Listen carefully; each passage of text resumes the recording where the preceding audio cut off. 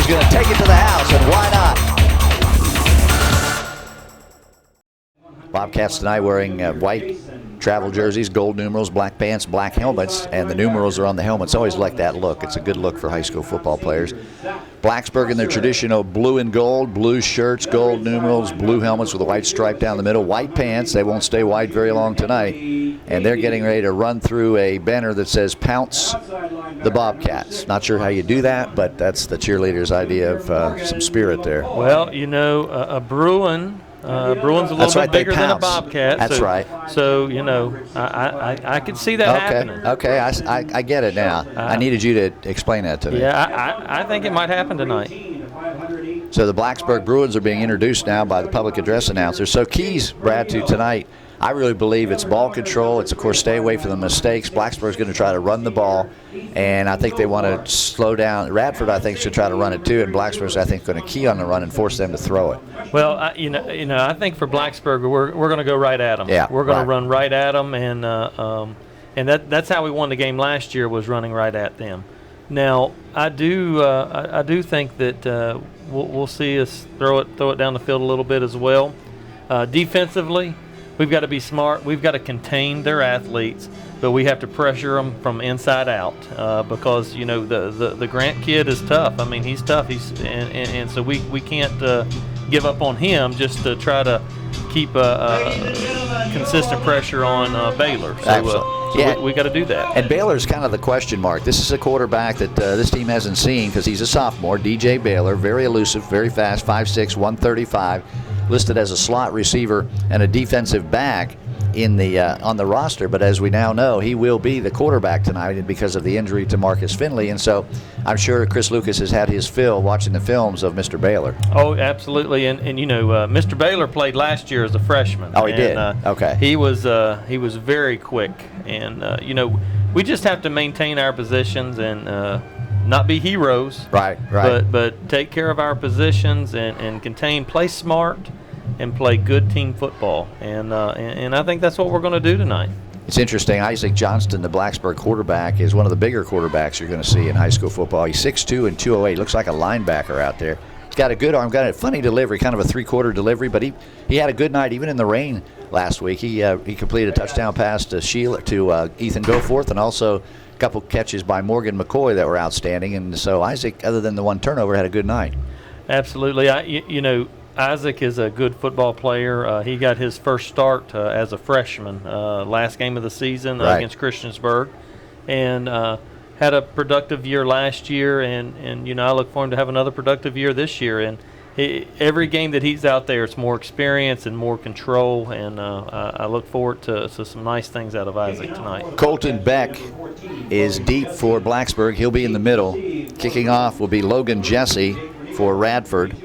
And again, the Bobcats will kick off from the 40-yard line. We've got just Colton Beck deep. The Bruins are hoping that he gets the ball because he definitely's got some speed back there. He definitely has the speed to match up with the athletes of Radford. Jake Verneal and Grayson Shelton are the up guys. And from what I've seen so far, the up guys usually get it. We'll see how this kick goes. Now he's going to put it on the ground, and it will be one of the up guys. It's actually going to be number 88. That's Sheehan McCall, and he's going down the middle. 86, sorry. And Shaheen McCall with the ball carry. It was the ball carry. Well, he's fired up. He went all the way down to the Radford 38-yard line. That was a great return there. There was, just sort of parted the seas. And Hakeem he's quick. He's quick. And he got down the field in a hurry. And what a great way to start the game here for this Bruin football team. The 38-yard line of Radford. We need to strike early. Great field position. Yeah, Shaheen McCall's run a few kicks back this season so far. He seems to be getting the ball a lot on a kickoff play.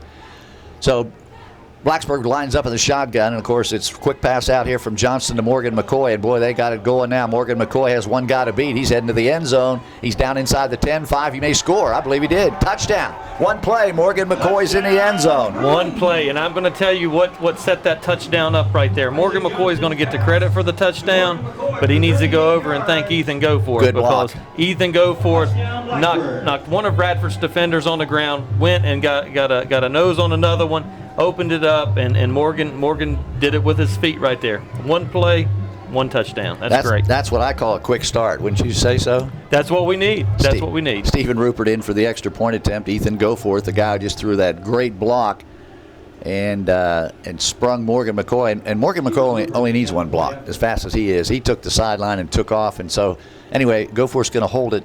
Extra point attempt coming. Ball's down, ball's up, and it looks like it's good. It is. Timeout on the field. We're just underway, and we've already got points on the board. 11:41 left to go in the first quarter. Our score, Blacksburg 7, Radford nothing. You're listening to Bruins football on 105.3 The Bear.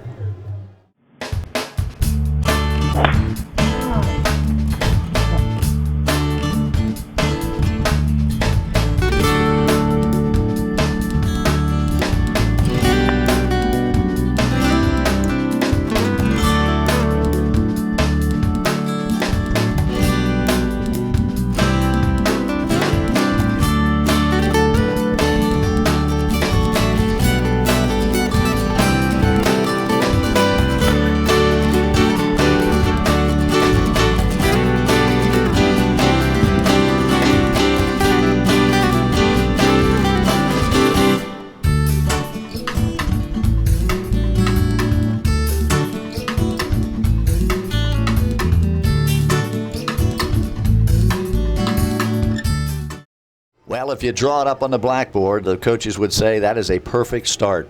Good run back. They had great field position. One play, you're in the end zone. It just doesn't get much better than that. It does not get much better than that. And, I talked with Coach Johnson earlier today, and one of the things that he talked about is scoring early and scoring often. And that made the script right there. One play, but, it was set up. It was set up by a great return by Shaheen McCall. Exactly. And he got down the field, got the 38-yard line, and then a monster block by Ethan Goforth over there. Not one, but two. And Morgan McCoy did the rest and took it right into the And all that zone. was an easy bubble screen. Isaac took the snap, immediately threw it out on the end of McCoy, and like you said, it was one good block, and McCoy was gone. He sure was. Kicking off Trey Sheeler for the Bruins, deep for Radford. We got three guys deep, and we'll just wait and see who gets the ball. It's going to be a short, high kick, fielded at the 16, 15-yard line, and short run back by, I think that's number 9. I believe that's Mitch White. It is Mitch White. Good tackle there by number 51, Jacob Keith for the Bruins. Looked like number 32, Colton Beck, was in on there the tackle. too? Okay. Yep, good job there. Yeah, strategy was a high, short kick. Give your team right down, time to cover it, run underneath the high kick, and it worked. They got it back at the 26-yard line. That's where the Bobcats will go to work. So good job by the Bruins there, the special teams. Now this is where we've got to tighten up here on the defensive side. And there's Finley in the slot. He's a slot receiver. They got 4 wide receivers. DJ Baylor is the quarterback. He's got the ball. They're going to run it up in. No, Baylor fakes it. And now we've got a flag. It's a little swing pass complete. And look out. This could go to the house. And does not quite make it. He gets all the way down 3-yard line. Let's check the penalty all the way back here at the 22-yard line. It may come back. I believe that it will, and quite honestly. That was Finley, wasn't it? Marcus Finley yeah. on the long reception. There is a flag on Finley got the screen pass, a similar play that Blacksburg ran, and it's going to come back. Wow. And I'm not so sure, and I don't know exactly what the call is going to be here, but DJ Baylor was close to being over the line of scrimmage also with that pass. Yes, he was. But Brad, the flag came down before that happened, so I think it's probably a holding penalty. Could be holding procedure. We'll see what the official has to say. But the bad news for Radford, wow, what a first play for them. They had it all the way down to the 2-yard line. Now we know why, when we were talking earlier, I felt like Mr. Finley would be on the field somewhere. Yeah, he's obviously a very explosive player. He was in the slot. DJ Baylor faked it was a play-action pass, and then it looked like he was going to run. Then he pulled up and threw it, and he's a left-handed thrower, and the pass was great catch by Finley. The pass was right on the grass. It was a good play, but unfortunately for Radford, it's coming back. It's going to go backwards, and it's a good thing for the Bruins. But did you happen to notice the speed of Colton Beck there to run Finley down? Well, I first noticed the speed of Finley, but Colton Beck came all the way across the field and did run him down. You're right. Colton Beck's going to have a good career here at Blacksburg High School. And Colton Beck is a freshman. That's impressive. So that was 15-yard penalty for holding. It's all the way back to the 11-yard line, and now we've got an official, the side judge, coming in. I'm not sure what this is about. I hope it's not going to be one of these games where they have to talk about every call. Yeah. Gee whiz. I'm telling you, that is just, it's like these guys have never worked together before. Maybe they haven't, but you gotta be a little bit more decisive on your calls. Well, the one thing is for the players, offensively and defensively, you want to get into a rhythm. And anytime there's penalties and those types of things, it throws your rhythm off. Well, and, one thing about that last play, Brad, it certainly got the attention of the Blacksburg defense. They know now that if Finley gets the ball, they have to close quick on him. Yes, they do. And so look who's on him, Morgan McCoy. Yeah, 6 on 6. Yep. That's that'll be a good matchup tonight. It really will be, and they're both about the same size. It's interesting. Of course, Morgan's shorter. He's shorter than most everybody out there. Well, and I'll be honest with you, I think Mr. Finley and Mr. McCoy have had some battles over the years. Oh, I'm sure. All the way from 8th grade on. The only thing you got to remember about Morgan, he's got the heart of the size of a refrigerator. Okay, here's Baylor rolling out again. Oh, guess who got him? Morgan McCoy took his feet right out from under him, tackled him for a loss all the way back at the 7-yard line, and we got a flag. Was that going to be on Morgan? Because he sure celebrated. Well, you know what? That's just excitement of football there. And if that's what it is, I strongly disagree with this call because all he's excited. He made a great play. There was nothing intimidating there. There was no unsportsmanlike conduct. What do you want to bet that's what they're going to call? Yeah, I have that feeling, but that's unfortunate because that was a great football play by Morgan McCoy right there. He fought the block off, came up and made the tackle. He was excited on the tackle, and then they throw a penalty. I don't understand that. And he's over talking to Coach Chris, and I know what Coach Chris is probably getting some information on. Did you say anything? And I'd be willing to bet Morgan didn't say a word. He just celebrated, but he didn't celebrate in the face of the player. He just was excited that he made a great play. Yeah, he was going back to the huddle. I tell you, I don't agree with that penalty. I never will. You're taking the fun out of the game for these players. Yeah, that's a tough one. So it's still first down after 3 plays. Now it's 1st and 12. It came back to the 25-yard line. And actually, it's second. I'm sorry, second down. It was after the play. You're right. So here's a quick pitch to Finley, and he's going to try to run and reverse his field, but he didn't get very far. He's lucky to get back to the line of scrimmage, and looks like number 11 got it. Yeah, Zach Tresser. That was a good job by the defense there. They held their ground. Morgan was out here on an island, at the outside linebacker. Had a lot of guys coming out on blocking him, but he held his ground and turned Finley back inside, and that's where all of Morgan's buddies were. And Zach Tresser cleaned it up. So it's pretty obvious we're still going to see a lot of Marcus Finley tonight, even though he's playing with a bum shoulder. It's 3rd down and 11 for Radford at their own 25-yard line. 7-0 Blacksburg. Bruins scored on the first play of the game tonight. Here's a quick pitch. No, Baylor still got it. Now he's going to throw out here, and it's incomplete, intended for number 5, Heath Grant, and that's another guy with a lot of talent, but they did not connect, so it's 4th down. That was a good job by Henry Davey. Henry Davey came in, the backside pressure there. Coach Lucas had some backside pressure with Henry Davey coming, and that made DJ Baylor get rid of the ball a little bit quicker than what he wanted to, and it was an ill-advised throw, was not able to make it. So here we go, 4th down. And guess who's punting? Marcus Finley. It's a great job by that Blacksburg defense right there. It really is. And now Morgan McCoy is going to get a chance to make up for it, which really wasn't a mistake, but the penalty cost his team 15 yards. He's back to receive this punt. It's a short punt, not very good at all. And Blacksburg's going to get great field position again right at the 40-yard line of Radford. That's great field position. It's a great way to start the ball game right here. It's only a 15-yard punt for Marcus Finley. I was getting ready to say he probably is a good punter too, but that went off the side of his foot. So, boy, you just have to feel for Radford. Big play, first play gets called back, and then they just don't do anything after that. No, and here we go. Blacksburg's had 2 possessions, 40, and both of them have been from the 40 in. That's right, and the Radford side of the field, exactly. So go 4th, and McCoy down here split wide to the right. McCoy's in the slot. Johnson in the backfield with his running back Shelton. Oh, the ball's on the ground. I think Isaac got it back. He did. Boy, that was fortunate because that was a bad handoff. He was trying to get the ball to Grayson Shelton, but the handoff just got botched. Yeah, and I don't know exactly what happened there. I think that's a read play. Yeah, and, he tried to pull it out. Yep, and just sort of slipped out of there, but we're fortunate to get back on it. Loss of 3 on the play. 2nd down and 13 for the Bruins, back to 43-yard line. So Morgan McCoy and Ethan Goforth this time are flanked wide left. Jake Verneal comes out to the wide side, is the wide side of the field to the right. McCoy's in the slot. Johnson in the backfield with Shelton. Johnson back to pass, rushes on. Over the middle they go. It's caught by Morgan McCoy.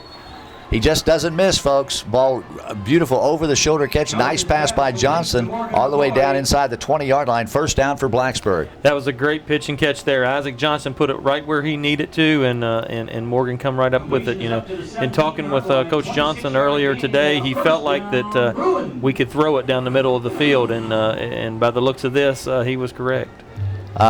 But somebody didn't run the right route because there was two Blacksburg receivers running together. So somebody missed a route because I think it was Verneal right beside him. There was. And sometimes, though, they do that. Sometimes they have both of them going in the same direction. Whatever it was, it worked, and the Blacksburg Bruins are knocking on the door again. First down. This time Shelton gets a pitch. They're going to run wide. He cuts up inside, gets a couple yards down to the 10-yard line. Good run by Grayson Shelton. Didn't look like he had anything, Brad, but he got about 5 yards on the play. Yeah, that was a good job. They had three receivers out here to the right, and it was just a quick pitch to the right, and the receivers did a good job of opening up a little bit of hole for him, and did a good job. Got 6 yards, 2nd and 4. 8:43 left to go in the first quarter. 7-0 Blacksburg, and the Bruins are trying to get more points right here. We've got Morgan McCoy. We've got three receivers on the left side. Goforth is the wide receiver. They're going to throw it back behind Goforth to Verneal, and he turns the corner. He's got the first down. That was Jake Verneal. That was a good formation. Three wide receivers, and the Bobcats didn't cover one of them. Sure was. That was a good job, and Jake's quick as well, and he wanted to get to the end of the chains, and he did so. And Dante Billings came up for Radford. He's quick as well, but the damage had been done. So first and goal on the 3. And guess who's in the game? Colton Beck. Oh yes, it is Colton. Yes, he is. He's in the game. So we'll see. They're on the 3-yard line. First and goal. So from point-blank range, we might see Mr. Beck get a chance. He's in the wing. They could do a little jet sweep here if they want to. Johnson's under center for one of the few times tonight. They're going to hand it off inside to Sheeler. He goes right up the middle. He scores. Well, that was easy. That was way too easy for Blacksburg. They're in the end zone again. 8:24 left in the first quarter, and it's 13-0 Blacksburg. It's a great job. It's a 3-yard run by Shelton. Great job there by Blacksburg. They had Beck at one wing and Morgan McCoy at the other wing, and did a little bit of deception there and just went right up the middle. Yeah, if you're a defensive player, you're thinking, okay, one of those guys has to get it. That's right. We were sort of thinking that. That's right? what we thought. Yeah, Rupert's in for the extra point, and they went right up the gut. Kick is up. And I think it's good. Hard from this angle. Yes, it is. It's a good job. Timeout on the field. 8:24 left to go in the first quarter. Blacksburg out in front 14-0 over Radford. You're listening to Bruins football on 105.3 The Bear. Dude. Dude. Dude. Dude, pick it up. Pick it up. Pick it up. Pick it up.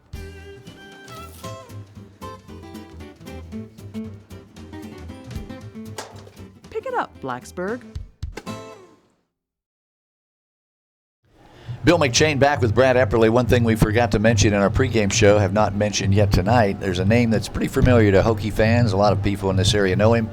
Pearson Prelo, former Virginia star defensive back, is actually the defensive coordinator, Brad, for Radford. Yeah, Virginia Tech. He played at Virginia Tech and then went on and played some in the pros. I Yes, believe he did. He might have played at the Redskins, if I'm not mistaken. Yes, he did. He played for the Redskins. He's a fine fella and really gives a lot back to the community here. And defensive coordinator, so it's interesting. Chad Johnson played at West Virginia University, and Pearson was at Virginia Tech. And I'm not sure if they played against each other or not. I think they might have. I believe Pearson might be just a little bit younger than Chad, but always a pleasure to see Pearson, and I know that he's working out there hard tonight. Trey Sheeler kicks off for the Bruins. This time he goes deep with it over the head and into the end zone. He kicked it over the head of Dante Billings.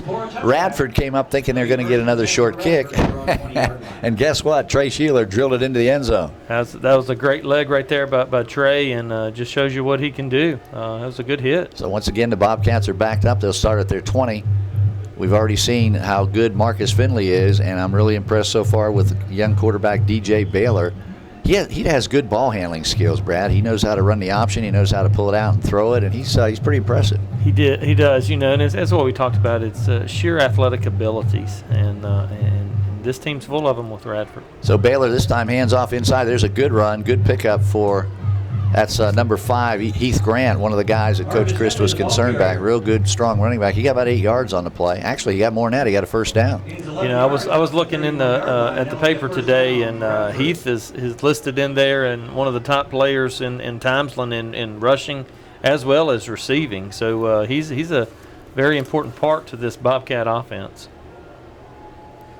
So Heath Grant picks up the first down, and it's out to the 31-yard line. Bradford first down. They trail 14-0. Heath Grant in motion. This time they're going to pitch it, or they want to pitch it. Oh, the ball's on the ground. Recovered by Radford. Baylor fumbled the ball. He was hit in the backfield. Is that Morgan McCoy? Yeah, Morgan was back there. Well, Morgan was back there, but I think he was initially hit by I believe Jacob Keith and Josh Fugit. Okay. I believe Josh Fugit's the one that really got the pads on him, and that's a way for us to get that ball back there. You know, they got a first down on us, and now we're sending them the other way. Second down and 10. Now we've got a whistle. Looks like somebody called a timeout, maybe. No, we're just checking. Not sure what's going on. I'm not sure. Oh, they're saying that he was throwing the ball. Oh, yeah, because that was a loss on the play, and it's 2nd and 10. So they ruled that an incomplete pass. I have a feeling Coach Lucas is. I have a feeling Coach Christ wants an explanation. Has a difference of opinion on that. Yeah, absolutely. That's crazy. That was a fumble. Wow. You know, I've already commented too much on the officials, but that was not a good call. So it looks like they're asking for more time on the clock due to it being an incomplete pass. Incomplete pass. So it should have been 2nd and 15 instead of 2nd and 10. Radford got a good break. They got a bad break to start the game. They committed a penalty, and now they get a little bit of a break to get some yards back. Baylor's in the shotgun. He's got the ball. Fakes the handoff. He's going to run, and he's dangerous. Cuts it back up inside, and they got him short of the first down, so it'll be 3rd down and about 3. He's spotted at the 39-yard lines where they're going to give him the forward progress to. Morgan McCoy again in on the tackle. So was number 32. Colton Beck was there, too. Well, and you know, Bill, and I try not to be very critical of the officials because I know they have a tough job to do, and obviously they thought that it was a pass. But, you know, you look at that, it's if it's 2nd and 15, it's a whole different play structure from That's a defensive standpoint. Now it's 3rd and 3. I Yeah. mean, it's very manageable for this Radford offense here. Right, good point. So the Bobcats have a chance here to pick up their first down of the game. Second. Here's a little swing pass, and it's going to go for a loss. Good defense. Let's see who made the play out there. I believe Jake Verneal, wasn't that it? was Jake Verneal. Yep. Jake Verneal. And they lost about 3 yards in the play, so it brings up 4th down for the Bobcats. Let's see what Coach Saunders chooses to do, trailing 14-0. I don't see. Well, of course, Finley's his punter. We'll see if they're going to punt here. It's 4th down and 4. Morgan McCoy is going deep. They think Radford's going to punt. Yeah, Finley's coming in, and actually, you know what? They're going to run a play. Yeah, it looks like they might run a play. You know, Morgan's coming up. This is definitely a gamble here. Now it could be a quick kick. Yeah, because Finley. Where's Finley though? He's not in the backfield. Yeah, he's in the backfield. Oh, okay. He's back there. Okay. I think that might be what we see. Are they going to try to get him to jump? Maybe. No. Finley's going to run the ball, and he's got a first down. He got the first down. I think he got it. I believe he did. So Coach Saunders rolls the dice on 4th and 4 from his own 38-yard line. He's trailing 14-0 in the first quarter. I guess he had a little bit of an sense of urgency there, Brad. He did, and you know, I think I might have misspoke, Bill. I thought that was Finley in the backfield, but I believe that was number 5, Heath Grant. It was Heath Grant.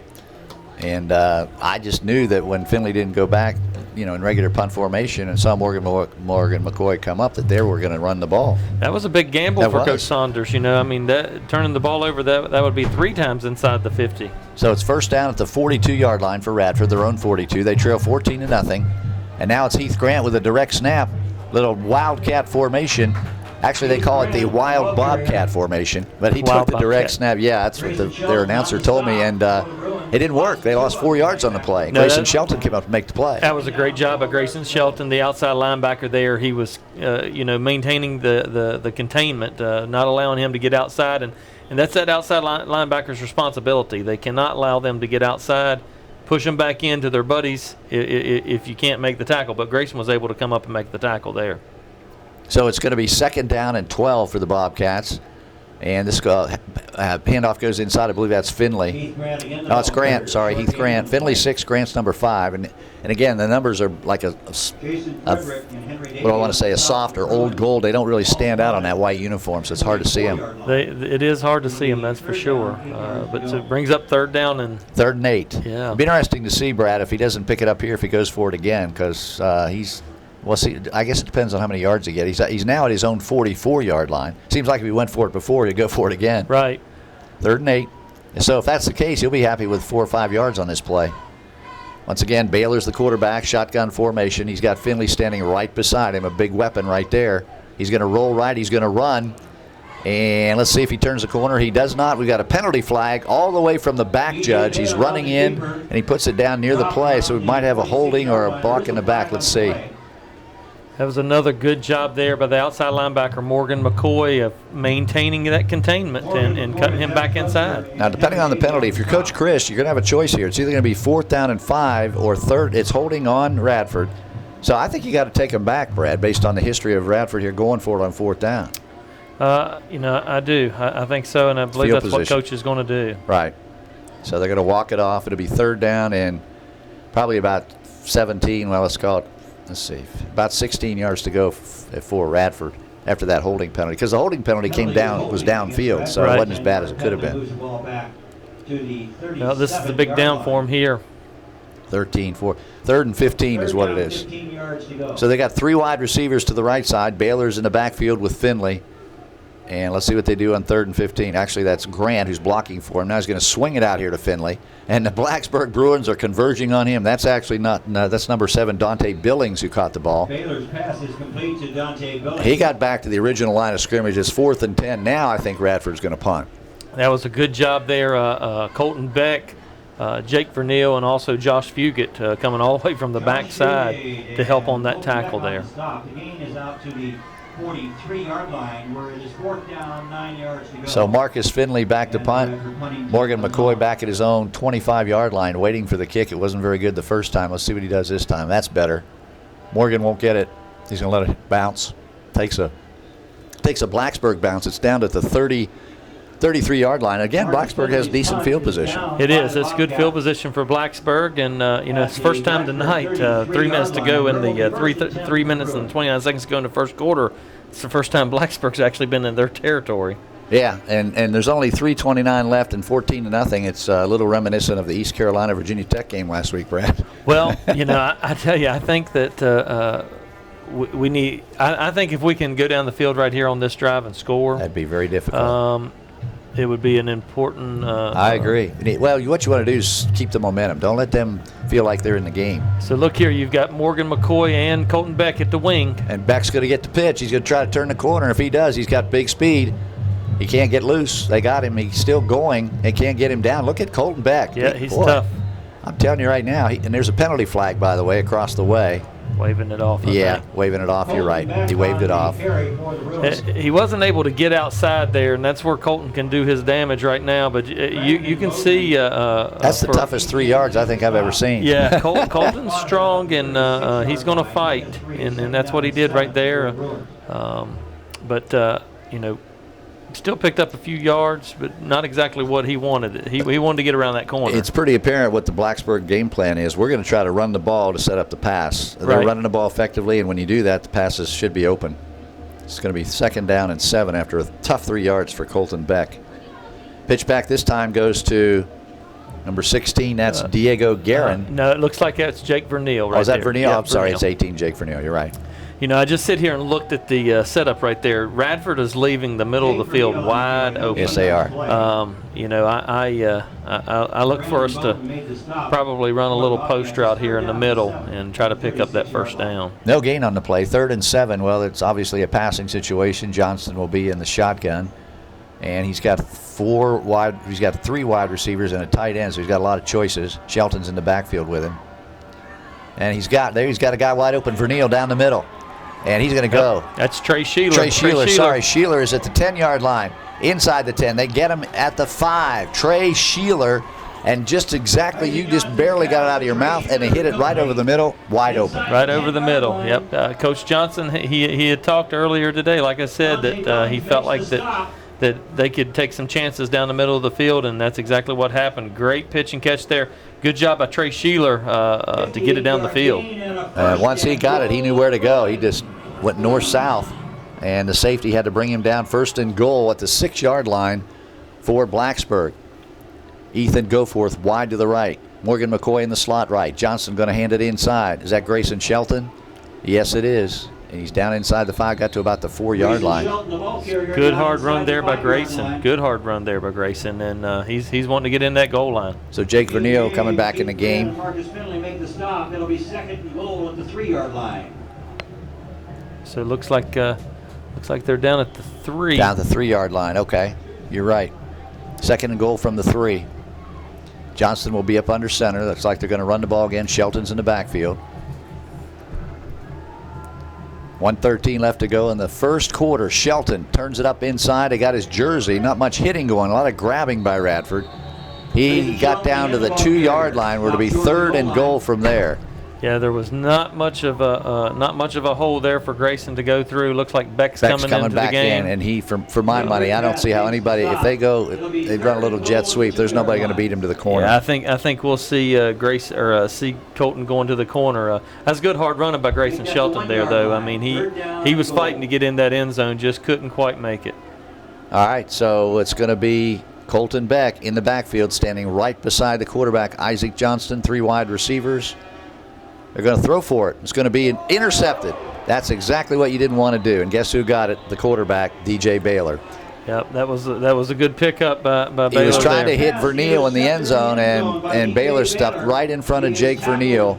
Not a good decision by Isaac Johnston, so Radford takes over at the 2-yard line. Sure does. It's a good interception, but not a good decision to bring it out of the end zone. So, now Radford has it on the 2-yard line going forward. Again, it was third down. The worst could happen is they don't get it and they kick a field goal. Now they don't get any points. Yeah. The best news is they got the Bobcats backed up. So we'll see. Right.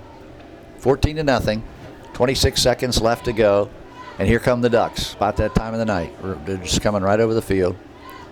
That's the Mallards, not the Oregon Ducks. Radford carries the ball. They run the running play up to about the 10-yard line, just a little bit short of the 10, about a 5-yard gain. That was, I believe it was Heath Grant. And it looked like Zach Tresser in on the tackle there for Blacksburg. That's going to be the end of the first quarter. It was all Blacksburg, and we're going to go to the second quarter. Blacksburg out in front of Radford, 14-0. You're listening to Blacksburg Bruins football on 105.3 The Bear.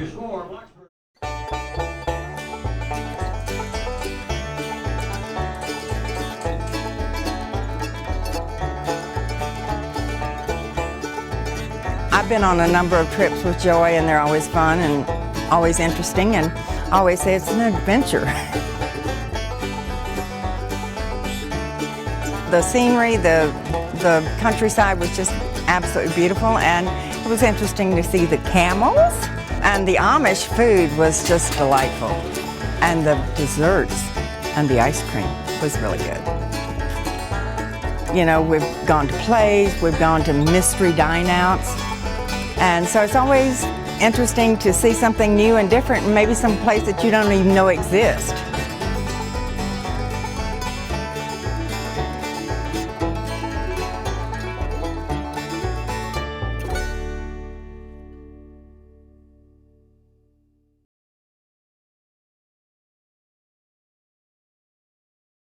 We're back live. Bill McShane, Brad Epperly back at Bill Brown Stadium to start the second quarter. 14-0. Blacksburg out in front of Radford. They scored the first 2 times they got the ball and almost scored right here at the end of the first quarter, Brad. That really would have put Radford in the hole, but good interception, and the Bobcats now have a first and 10 from their own 2-yard line, so we'll see what happens. Well, the thing that concerns you about that play right there is, we've had the entire momentum, the entire first quarter. Exactly. And we're driving down the field, and we're on the 3-yard line, close to going in, and unfortunately we were through an interception there, and more importantly than the interceptions is the change of momentum. You know?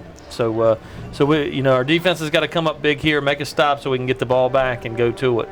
It's 2nd down and 4. It was a 6-yard gain on the run from Heath Grant. So let's see. Radford most likely will keep the ball on the ground. It's Grant in the backfield again. And Finley's back there too, I believe. No, that's not Finley, but anyway, it's going to be Oh, it's a jet. That's the jet. I mean, that's The wild Bobcat. Bobcat formation. And look at Blacksburg swarming on defense. They didn't even get back to the line of scrimmage, I don't think. It's a good job there. Good job. And, you see here, you had Jake Vernil staying back and Morgan staying back Right. on this side. And, Right. And that's just because of the respect that they have for their athletics. Yeah, that was DJ Baylor who got the direct snap, and he just started running straight ahead, and the Bruins were ready for it. So now this is a big third down play, Brad. We get good field position if we can stop them here. It is. And Number 10 out here wide to the right, that's Nathan Dobos, a 6'2", 150 wide receiver. Everybody else in tight. Here we go. Direct snap. And it's a low snap, and turning up inside and getting the first down and more was Heath Grant, I believe, or it might have been Baylor. Let's see. I believe that was Heath Grant there. Yeah, it was Heath Grant. Because they've got Yep. Heath Grant's in there, and then number 2 is in the is in there actually as the halfback position, Shaquem James. So it looks like here comes DJ Baylor's back back in the game. Yep. So they're at the 18-yard line, and again, 14-0. Blacksburg was all Blacksburg in the first quarter, and they had a chance to make it more than that near the end of the first quarter, and they turned the ball over in the Radford end zone, an interception. So now the Bobcats are coming back. That's another direct snap to Heath Grant, and he didn't get much, a couple yards. Looks like he got a couple yards there. Our defense has got to make a stand right here, get the ball back, and shift the momentum. Blacksburg playing good defense. There's only one play that got away from them. First play of the game for Radford. Unfortunately for Blacksburg, it came back with a holding penalty, but Marcus Finley took it all the way down to the 2-yard line, ran about 70 yards, and they brought it back. And other than that, they've kept Radford pretty well bottled up here. 3 wide receivers now to the right side, so let's see what they do on this play. Baylor's going to get a direct snap. He's going to roll out. He's going to a little shovel pass. And Blacksburg was ready for that, and they didn't let him go anywhere. They were. That was a good job. That defense had sniffed that out. Looked like Jacob Keith and also number 57 for Blacksburg, Jason Fedrick, had that one sort of sniffed out, and that's a big stop right there. It's 3rd down and long now. 3rd down and 6. Actually, 3rd and 7 for Radford at their own 25-yard line. 22-yard line. So they got to get to the 29 for a first down. And again, 4 wide receivers for the Bobcats. Yeah, they're going to try to spread the field here on us. See what Baylor does. He gets a direct snap. He throws it over the middle. He threw it behind his receiver. That was not a good pass. He was looking for Finley, and Finley had no chance to catch it. 4th down. It's a good job by Henry Davey coming over. And you'll see with Radford's formations, that's what they're going to try to do. They're going to try to spread us out. And get Finley on an island. Mm-hmm. Yeah. Yeah, so Morgan McCoy has a big job tonight because he is pretty much the man to track Finley down and stay with him. And, he's done a good job so far. Now Morgan McCoy's back for the Radford punt. It will be Finley kicking the ball. He had a good kick the last time, but he got a bad bounce. So the punting hasn't been great for Radford tonight. Here comes the rush. He got it away. Beck got blocked into him. No whistle. Morgan McCoy has the ball. He turns it up inside. Good return. One thing about Morgan McCoy, he goes north-south. He didn't play around. He went up, got tackled at the 50-yard line. He's going to get positive yardage, and, it sets up good field position. Does a great job of the Blacksburg defense to gain the momentum back. We lost that momentum, but so we need to drive down the field here and take advantage of this. And just think of the field position Blacksburg's had tonight, Brad. Another great start at the 50-yard line. The worst field position we have is like the 33-yard line. It is. And that's so key in this game, especially with the field the way it is, kind of slippery down there. And you don't want to have to go the length of the field unless you have to. That's right. Isaac Johnston back in the shotgun. This time he's got number 1 Corbin Hendricks as the running back. And Corbin Hendricks trying to turn the corner and does, and he's still going. He got about 7 yards, maybe 8 on the play. Good run by Corbin Hendricks. First time we've seen him in tonight as a running back. That was a good run. Last year Corbin he was really on a mission last year at the beginning of the game against Radford. He was able to run all over Radford in the first half and just right up the middle every time. Apparently he stepped out of bounds at the 46-yard line, so it'll be 2nd down and 6. Still a good run. Morgan McCoy's in the slot. Ethan Goforth wide left, and Hendricks stays in the backfield. This time it's going to be a pass to Morgan McCoy. He's got to get away from one guy. He does. Slips a couple tackles, but finally they tackle him after a short game.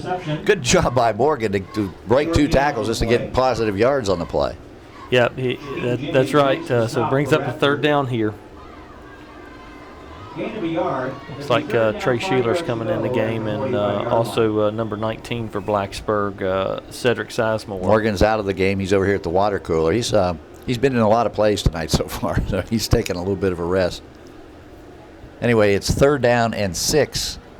And we'll call it 3rd and 5 for Blacksburg at the Radford 45-yard line. They lead at 14-0. Johnston with a direct snap. Oh, and Radford jumped offside. There's a good play by the quarterback, Isaac Johnston. He did that with his voice, Brad. He sure did. That was great discipline by this offensive group here.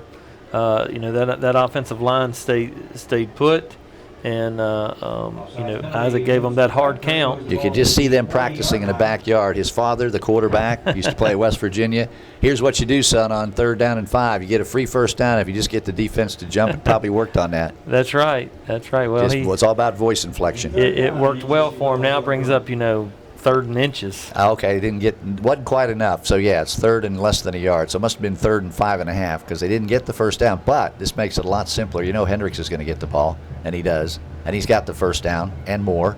Well, not a lot more, but he did get the first down. He just now got into the ground. It took 4 players to bring him down. He's a hard runner. He is. He got just enough to get that first down. His forward momentum carried him there, but kudos to that Radford defense. Yeah, they ganged up on him. Got to the 39-yard line, forward progress. There was a nice hole there, but boy, it closed in a hurry. Well, you got number 50, J. Ron Richardson, in there, 6 foot, 300 pounds. Okay, that's a good reason why it closed in a hurry. Yep, it closed in a hurry. One of the Radford captains. First down for Blacksburg. They lead at 14-0. 7:53 left in the first half. Isaac Johnston in the shotgun. Kendricks, the running back. But it's going to be a jet sweep and a good run by number 19. That is Cedric Sizemore for Blacksburg. Cedric Sizemore, the ball carrier. He got inside the 35 down to, it looks like, the 34-yard line. It's a good job. That was a good hard run there. He's quick. Cedric's quick. He really is. He's not a very big guy, 5'5", 121. He's about the same size as Morgan McCoy.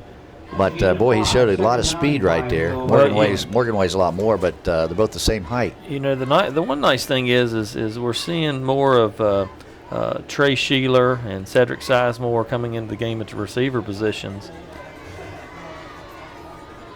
And that gives... Well, we got a false start, Brad, on Blacksburg, but go ahead. That gives the opportunity for players such as Ethan and Jake and Morgan a little bit of a break on the offensive side to get some wind, because they're going both ways, and it's good to see those guys out there and contributing to the team.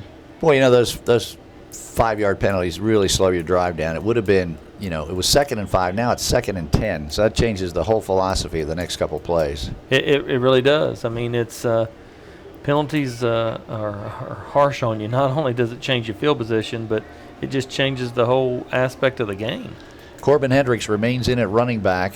And let's see now on 2nd and 10 Morgan McCoy and Ethan Goforth are going to come out here wide to the left. McCoy's in the slot.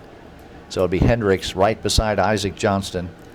And, of course, Verneal's on the short side of the field. And now Verneal's going to go in motion.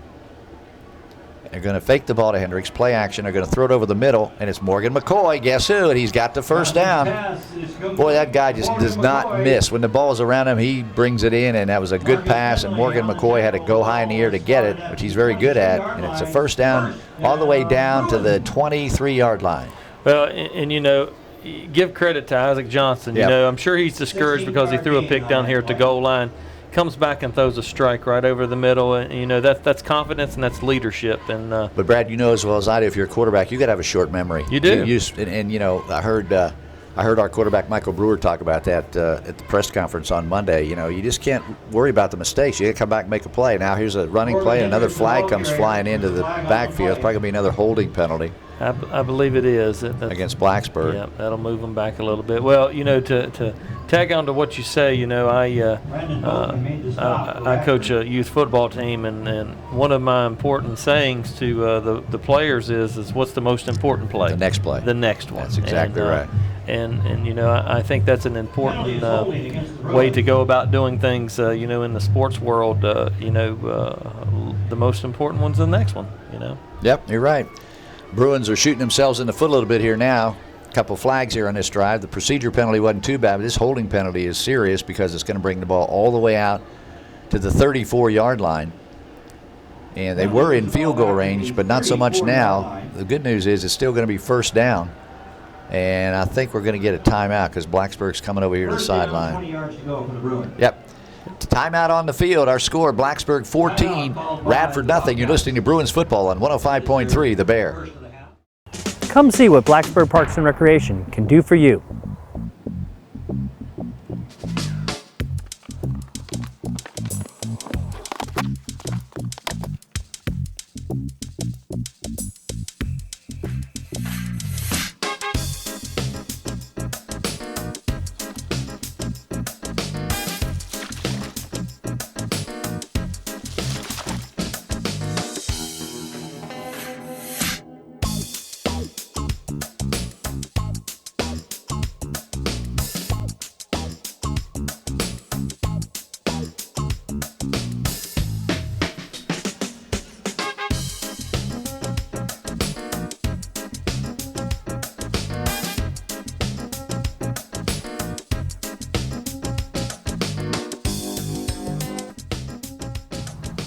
Check out our website or give us a call for more information.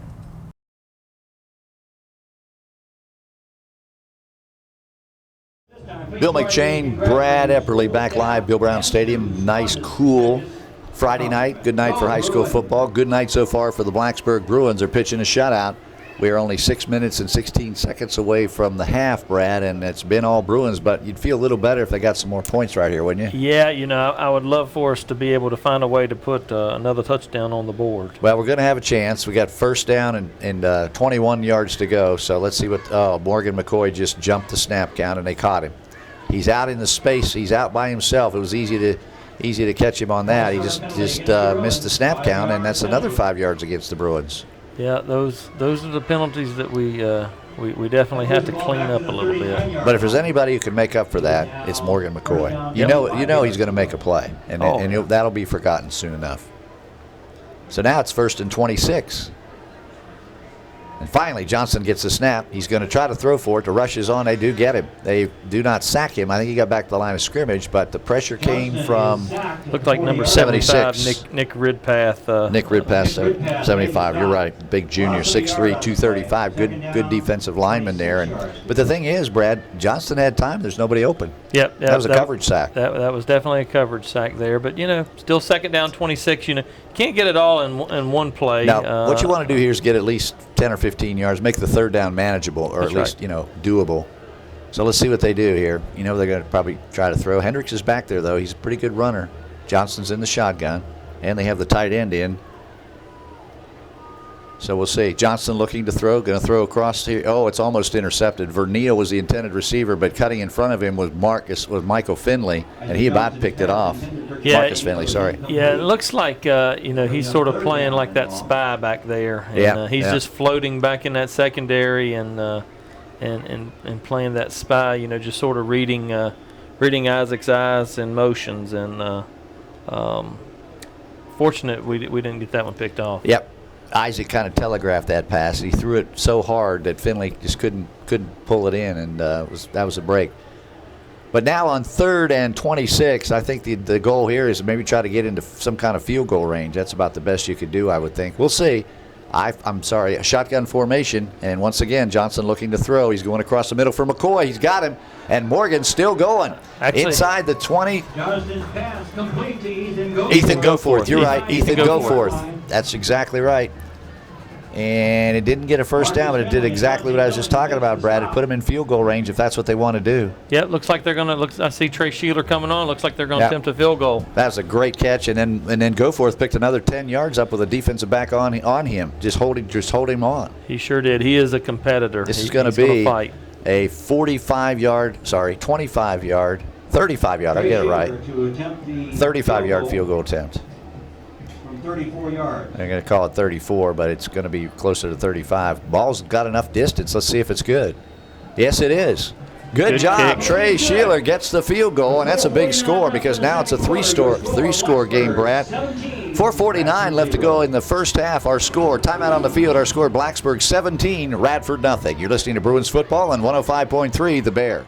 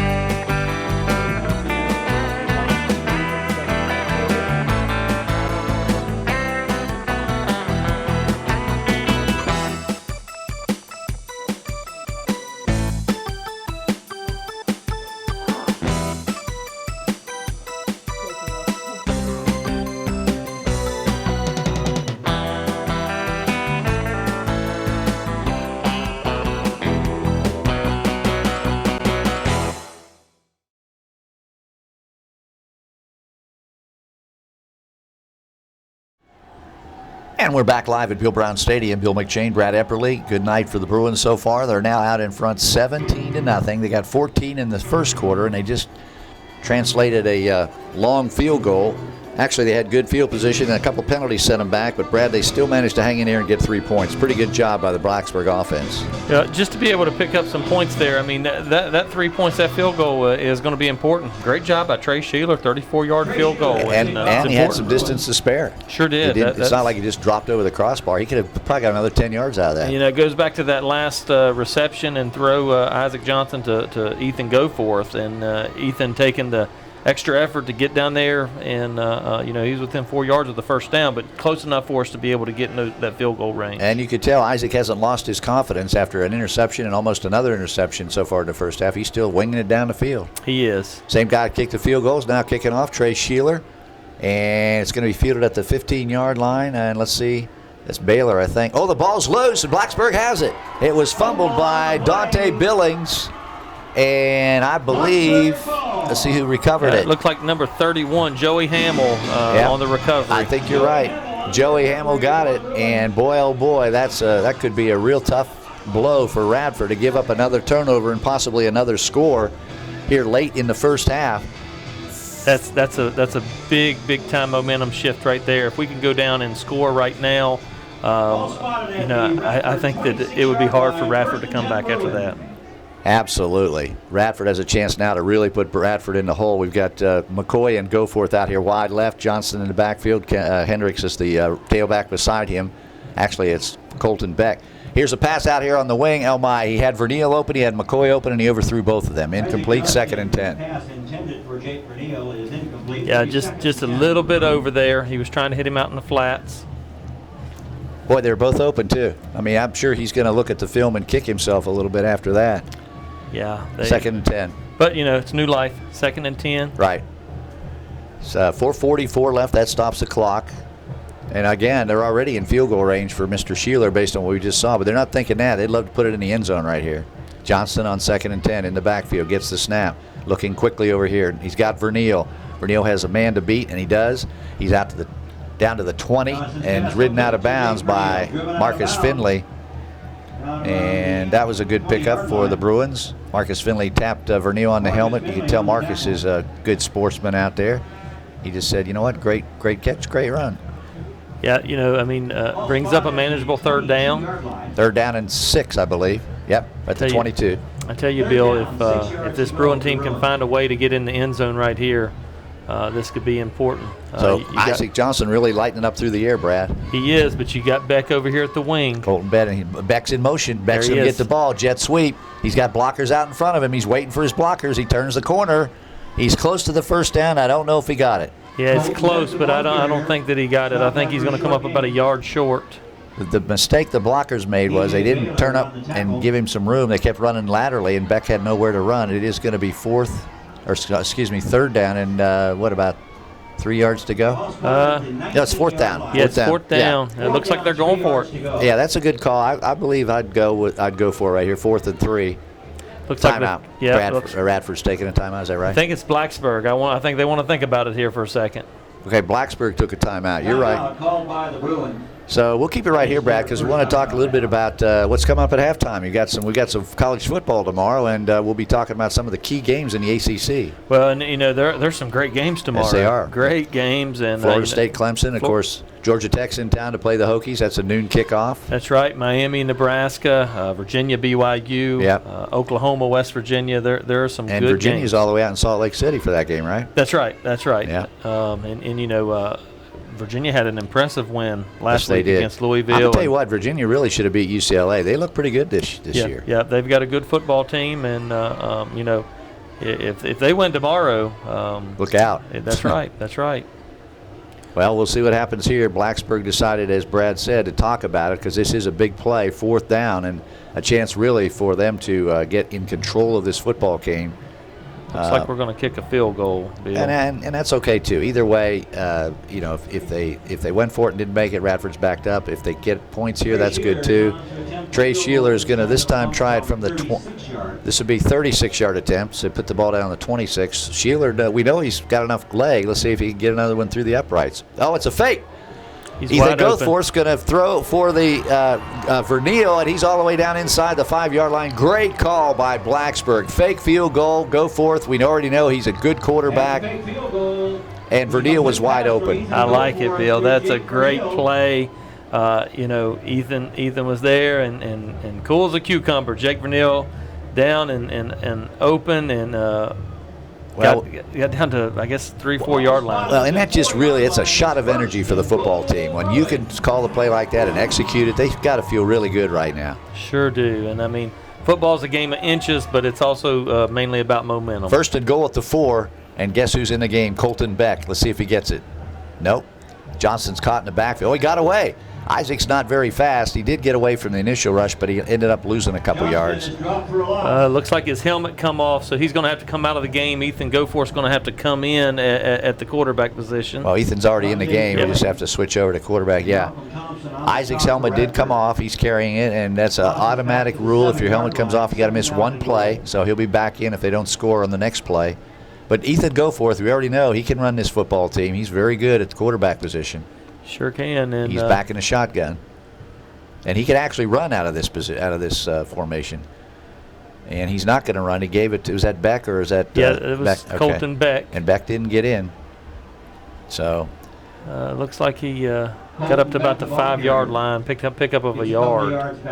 Well, after that fake, it'd be a shame if they don't get it in the end zone. No. It's 3rd and goal now from the 5. Isaac Johnson back in the game, and you got to believe this will be a pass play. Yeah. Goforth is in, McCoy's in, we've got Verneal, we've got all the receivers in there. Let's see what happens here. See what happens. Goforth and McCoy on the wide side of the field. McCoy's in the slot. One-on-one coverage for Radford. Johnston in the shotgun. Johnston looks to throw, rolling left. Throwing. It's intended for McCoy. It was too low. Morgan could not dig it out. It's 4th down, and we probably will see Sheeler again, and this time I got to believe he'll kick. Actually, it's Rupert coming in to kick. Rupert coming in for the kick here. Rupert's the short field goal guy, and Sheeler's the long guy. So this is almost like an extra point. Sure is. So Schubert should have no problem here if we get a good, clean snap. Boy, 74 is really running to get off the field. That's Colin Ross. He didn't want to get called for too many men on the field. He got off in time, but he was hustling. That's some quickness there. Yeah. So Schubert, 23-yard attempt. As I said, this is almost like an extra point. Ball's down, kick is up, and it's good. That's a good kick by Timeout Stephen on the Rupert. field. 3:11 left to go in the half. Blacksburg is on the board again. They lead Radford 20-0. You're listening to Blacksburg football on 105.3 The Bear.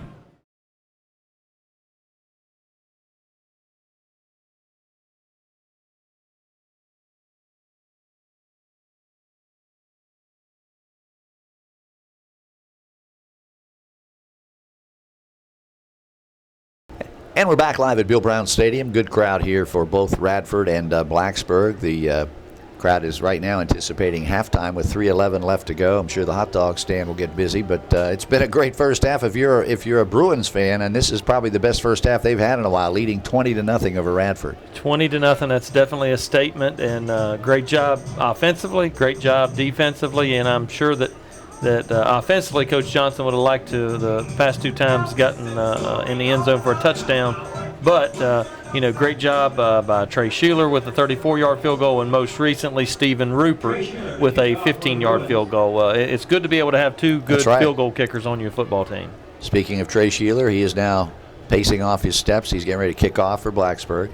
Radford has about 4 guys deep. They don't have anybody really deep, so Finley's the guy. He's in the middle. They're wanting him to get it, and I'm sure Coach Chris does not want him to get it, but Finley is going to get it, and he's going to get it at the 15-yard line. He's up to the 20. Turns it up the outside. Look out. Somebody better get him, and they do, right at the 25-yard line. That's the one thing when you see Finley break to the sideline, boy, it scares you because he could turn it up in a hurry. Yeah, quickly. We saw that the first play of the game, but it was a great job by Blacksburg to stay in their lanes. Stay in their lanes, right. And to contain him and not to allow him to get out and get loose. And I believe it was Shaheen McCall who made the tackle because everybody's congratulating him. That's usually a pretty good sign that he's the guy who brought him down. Okay, so 3:06 left to go for Radford here in the first half, and they've got 2 timeouts left, and they have the ball at their own 26-yard line. And it's going to be a rollout pass, maybe. He does throw it over the middle. He finds receiver number 8, and they finally get him down. That was, of course, DJ Baylor. Finley, I'm sorry, Baylor passing to Finley. Yeah, Baylor to Finley. And again, Blacksburg closing fast on Mr. Finley. They don't want to give him any room out there. Yeah, that looked like Jacob Keith in on the tackle. Baylor's a left-handed thrower, so he sometimes, he'll roll to the right and he's got to throw back across his body, but he does a pretty good job of it. He's a pretty good athlete. He does. He's able to buy himself some time with his feet. He's such a good athlete. So 2nd and 3, Finley in motion. They're going to hand it off inside. The fullback gets the ball. That's Heath Grant, I think.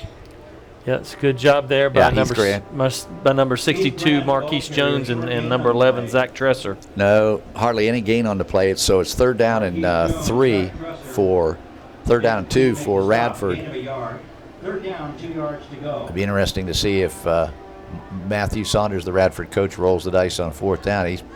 He's done it before, but he's deep in his own territory right now. He could, though. I mean, his defense has done pretty well the past couple series. That's true. So Baylor hands off to Finley. No, that was Heath Grant. He didn't get it. He did not get the 1st down. So now Matthew Saunders has a decision to make. 1:47 on the clock.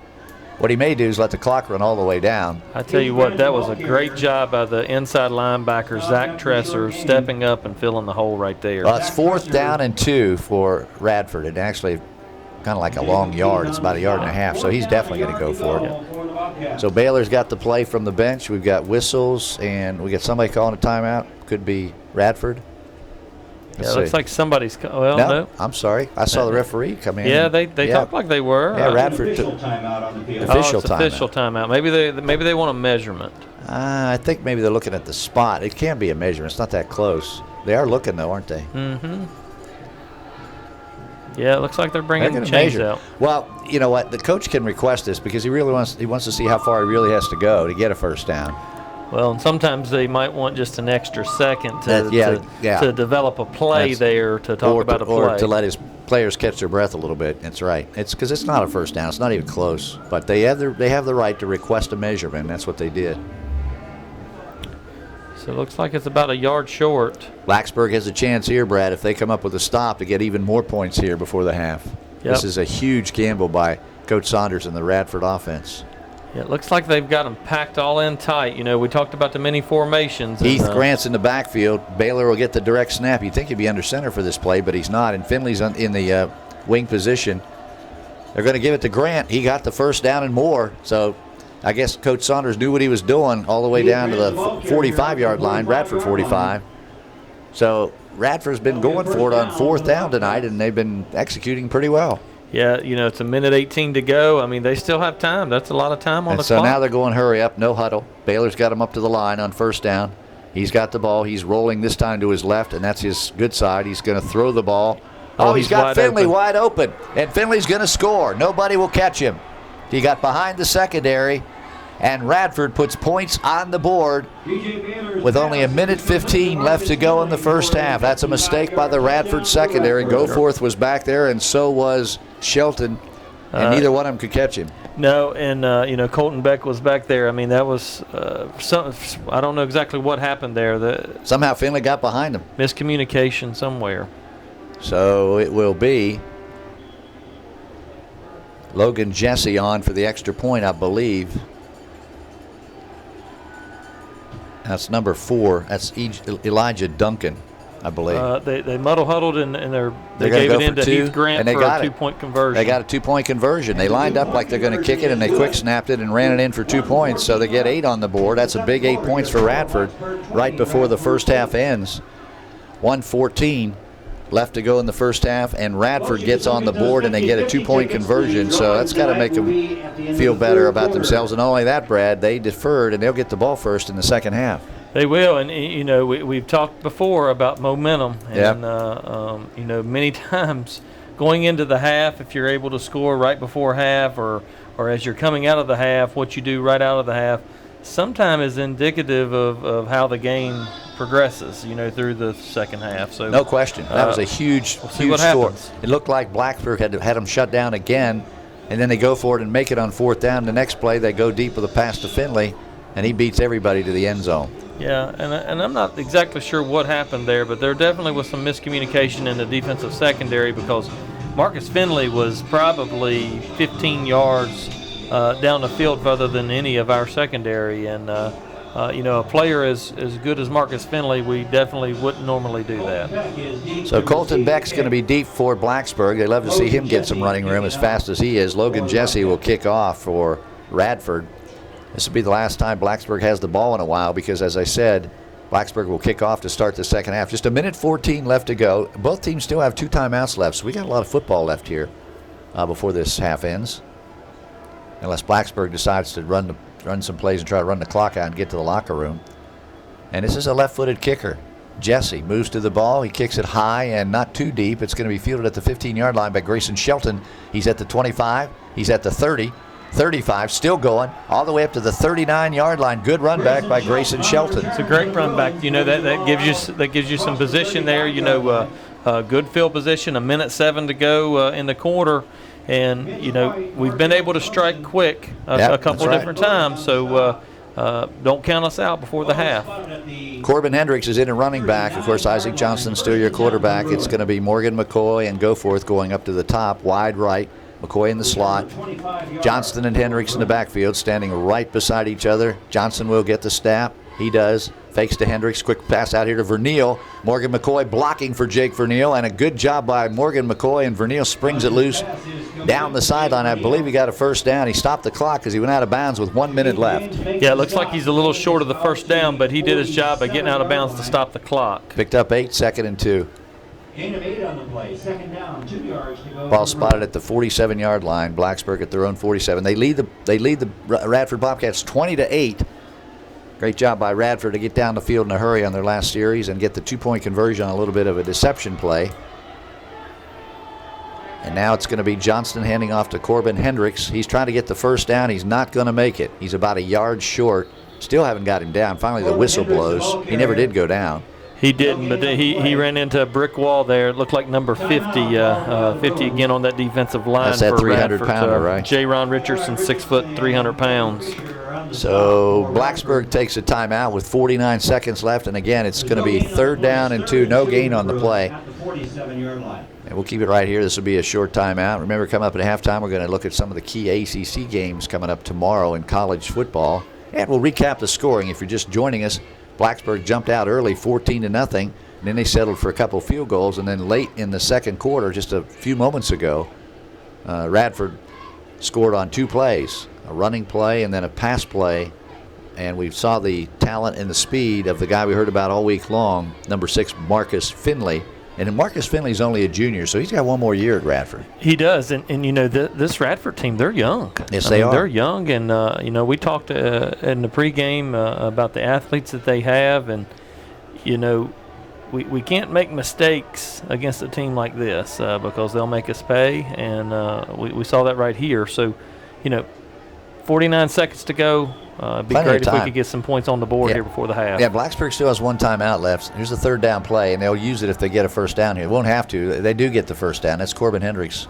And that'll stop the clock while they move the chains. That's right. That's a good hard run there. Good job by the offensive line to get a surge in and to move them.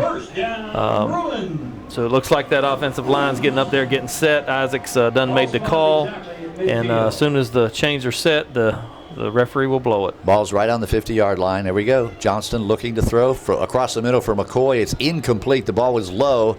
The good news is only Morgan McCoy had a chance at it. The bad news is it was too low. Even he couldn't dig it out. Right. Actually, that was Ethan Goforth coming across the middle. Oh, that was Goforth. I'm sorry. Yep. Ethan Goforth coming across the middle.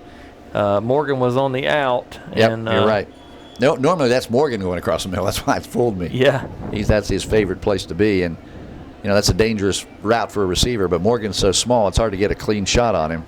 Anyway, it's incomplete. Stops the clock. 38 seconds left. 2nd and 10 from the 50. Still have time here. Still plenty of time. Johnston will get the snap. He's looking downfield again, and he's going to go deep for McCoy. He's got him.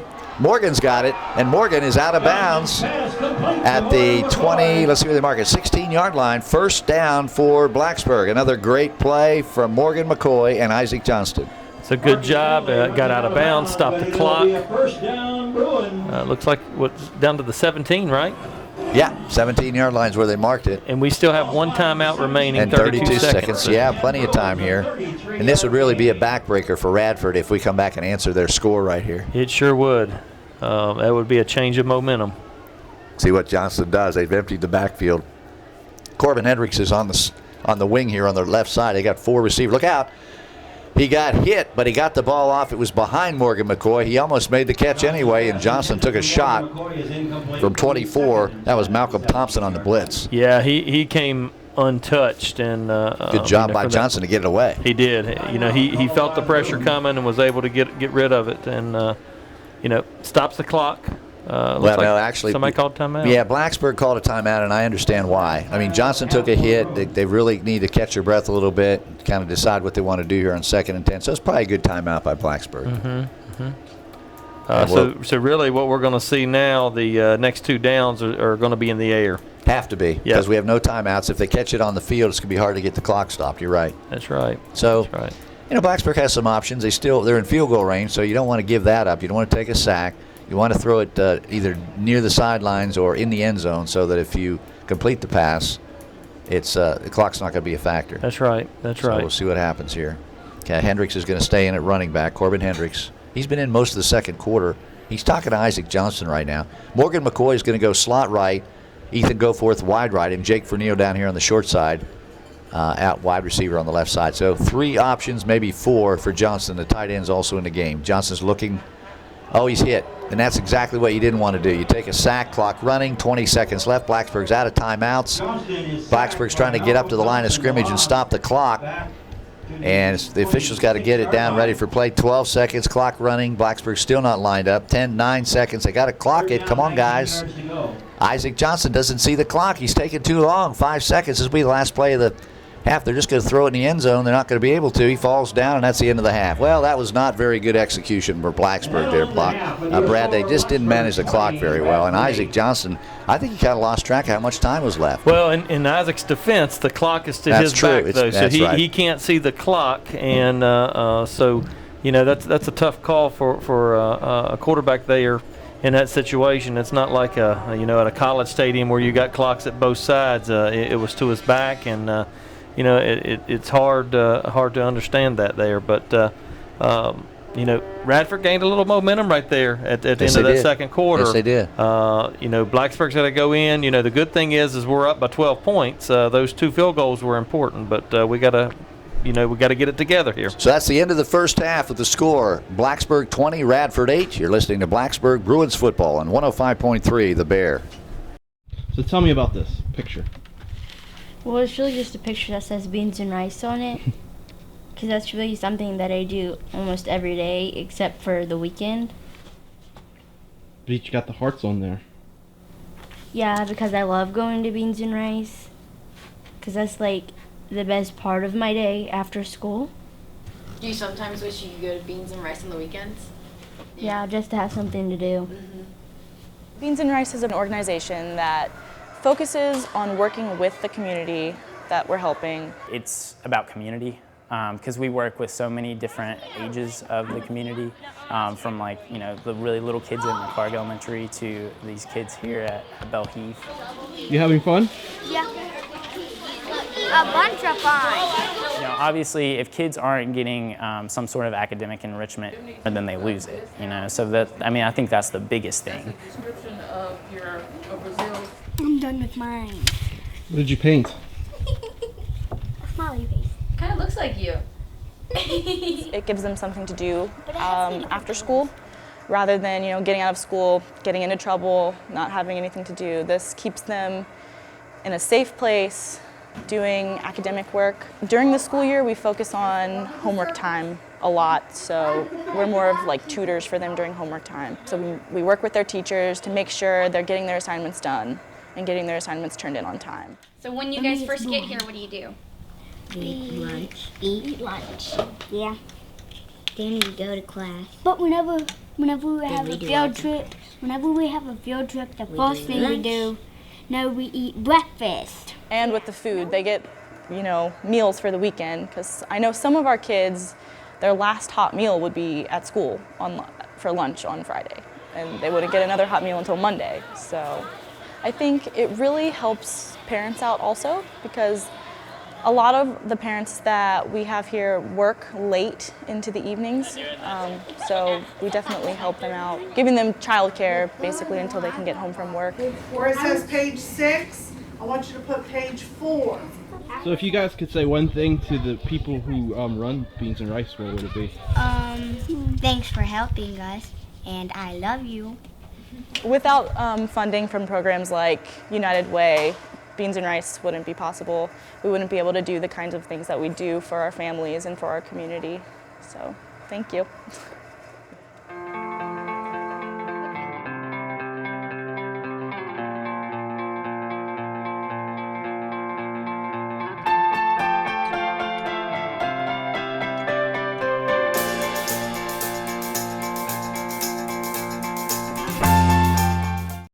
All right, we're getting ready to start the second half. Bill McChain, Brad Epperly, and Brad, I think the key here for Blacksburg, since they're going on defense first, is to kind of pick off right where they left off. They did a great job containing Radford in the first half, as we talked about. They gave up 2 big plays. One counted, one didn't. But what they can't do is give up another big play early in the second half. That's right. We can't do it. Look at the crowd down here. Look at the student population jumping up and down. The Blacksburg team's excited. We need to come out right out of the gate here, shut down Radford, and then take advantage of it.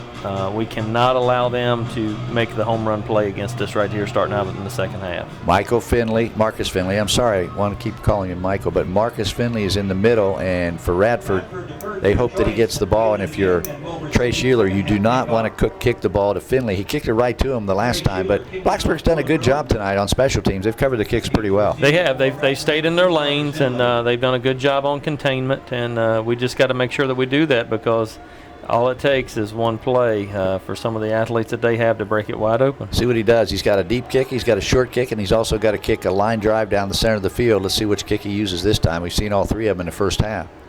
I think the most effective one is the short high kick. Let's see what he does here.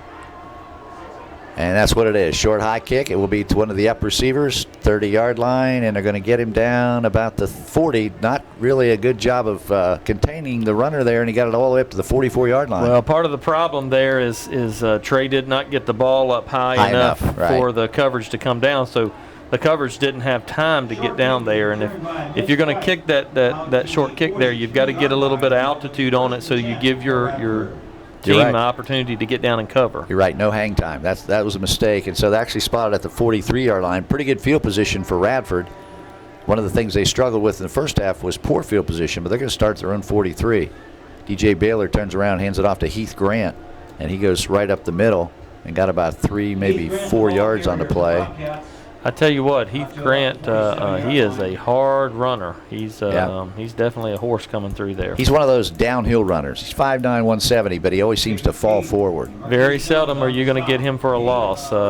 He's running behind. You see big number 50 out there, and he's clearing the path. He got 4 yards, 2nd and 6. That's a good pickup on first down if you're Radford.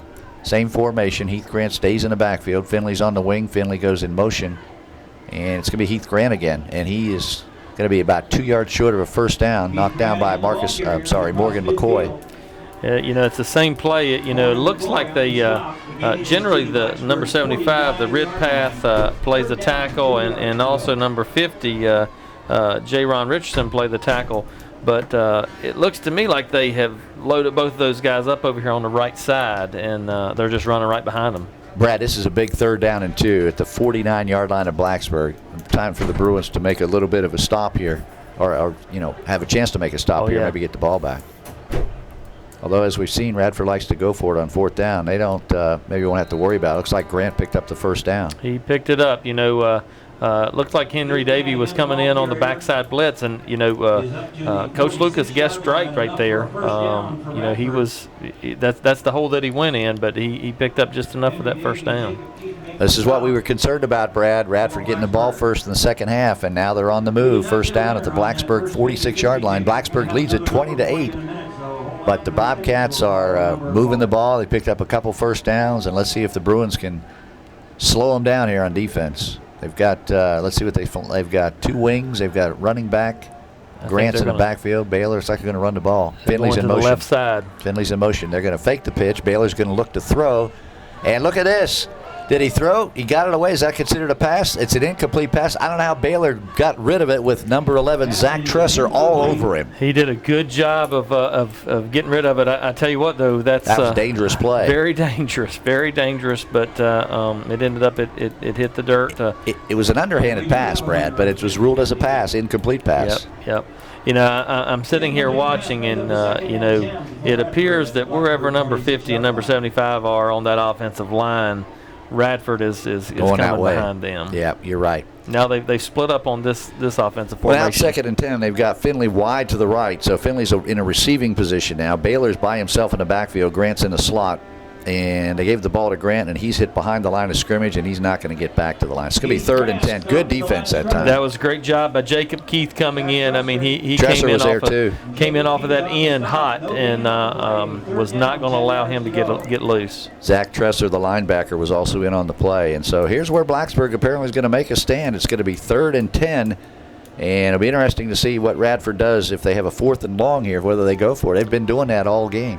Well, at this point, I almost think that you'll see them go for it. I think this is 4-down territory for Radford. I kind of agree with you because, as you said, their defense played pretty well at the end of the 1st half and kind of slowed Blacksburg down a little bit.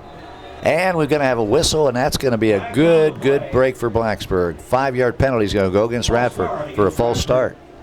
False start. They had a player going in motion, and there was movement up on the line, and we've talked about penalties against Blacksburg, but now the penalty is the penalty bug's biting Radford this time. So now it's instead of 3rd and 10, it's 3rd and 15, and that's huge.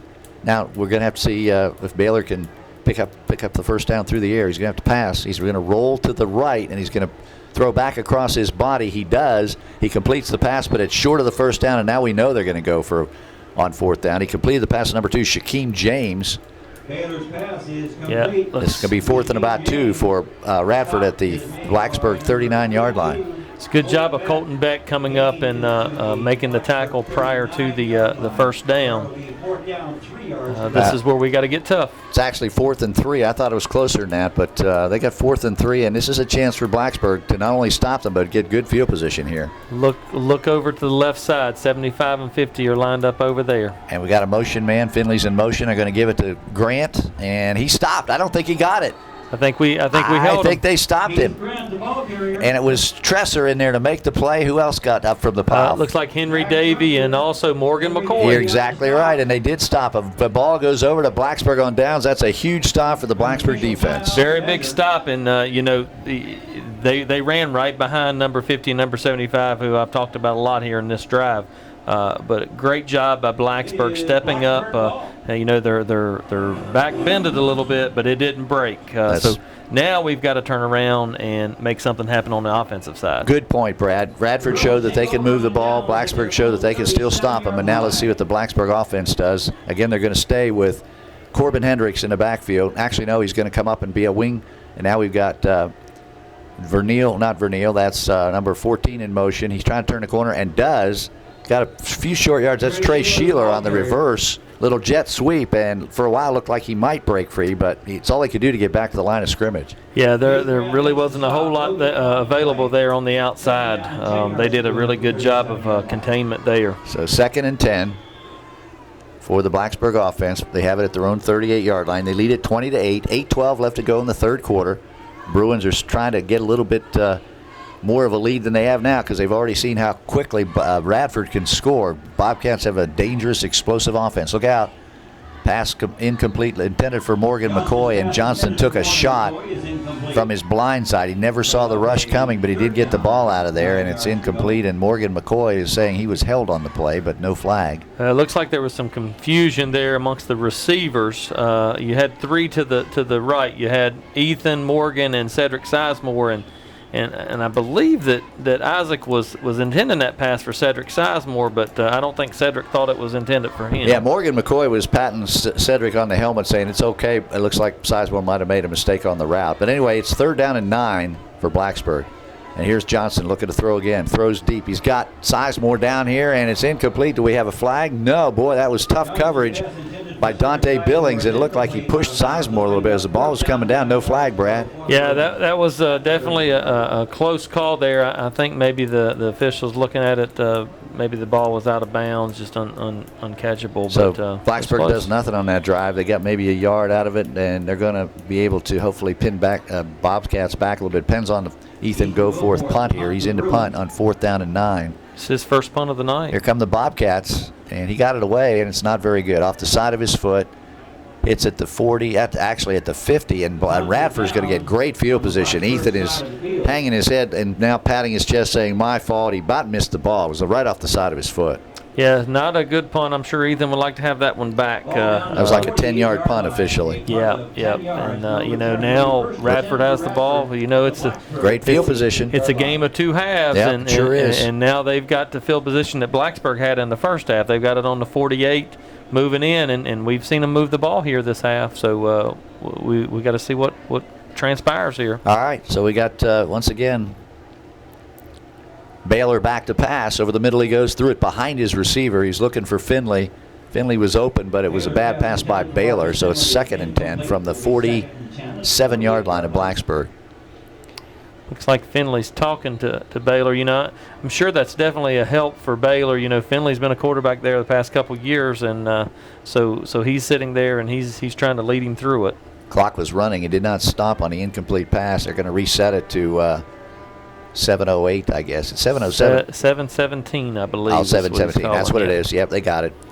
Yeah, I was looking at the clock. It didn't stop on an incomplete pass, so they got it right. 7:17 left to go, third quarter. 2nd and 10, incomplete pass.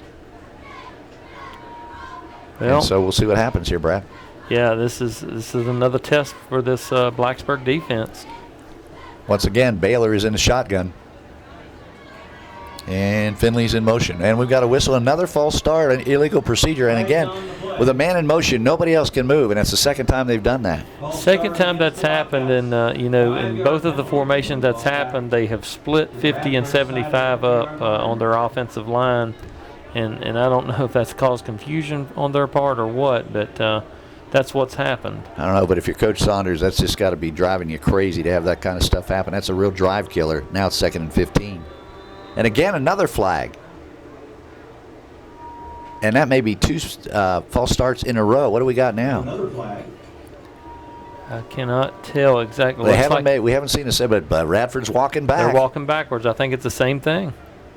And if you're Matthew Saunders, boy, you've got to get out there and try to calm your team down. It's falling apart rapidly for them. He is definitely not happy. He's all the way down here on this side, and his team's over here. Coach Saunders not happy right now. Is that Coach Saunders in the yellow jacket? Yes, sir. That's Coach Saunders. Okay. Yeah.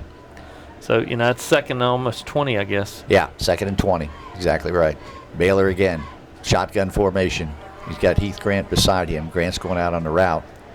He's going to throw over the middle. It's incomplete. The closest guy to it was Jake Vernil, but he couldn't even catch it. So that was just not even close to anybody. So it'll be 3rd and 20. And I got to believe if Radford comes up with 4th down here, they're not going to go for it. Yeah, I wouldn't think so unless they can get into Blacksburg territory. Yeah, unless they get about 10 or 15 yards on this play, then they probably will. You're right, Brad. I definitely would be looking for Mr. Finley here. I would have 2 guys on Finley, and yeah, Coach Saunders is giving the play to Mr. Baylor right now. DJ Baylor has the play. Actually, he gave it to number 2, Shaquem James, and he gave it to Baylor. So we will see what happens on 3rd and 20. 7-12 left, 20-0. I'm sorry, 20-8. Blacksburg out in front. Radford trying to, now we've got a timeout. Radford decided, you know what, we need to talk about this because we could do a lot of bad things here and we don't want to do that. So they're going to take a timeout. We'll take a timeout. 7-12 left to go in the 3rd quarter. Score Blacksburg 20, Radford 8. You're listening to Blacksburg Football on 105.3 The Bear. Hi, I'm Dean Crane, Director of Blacksburg Parks and Recreation Department, and we're doing a Trails of Blacksburg tour today. We're at the Deerfield Trail. It's a half-mile asphalt trail that basically goes through some beautiful picturesque areas, through a field, through wooded areas, and along a creek. It is asphalt. It's a half-mile long in one direction, so it's wonderful to have a nice peaceful walk on. It's great for riding in the fact that it's flat, but it is just a warm-up for when you go out on the other trails of Blacksburg.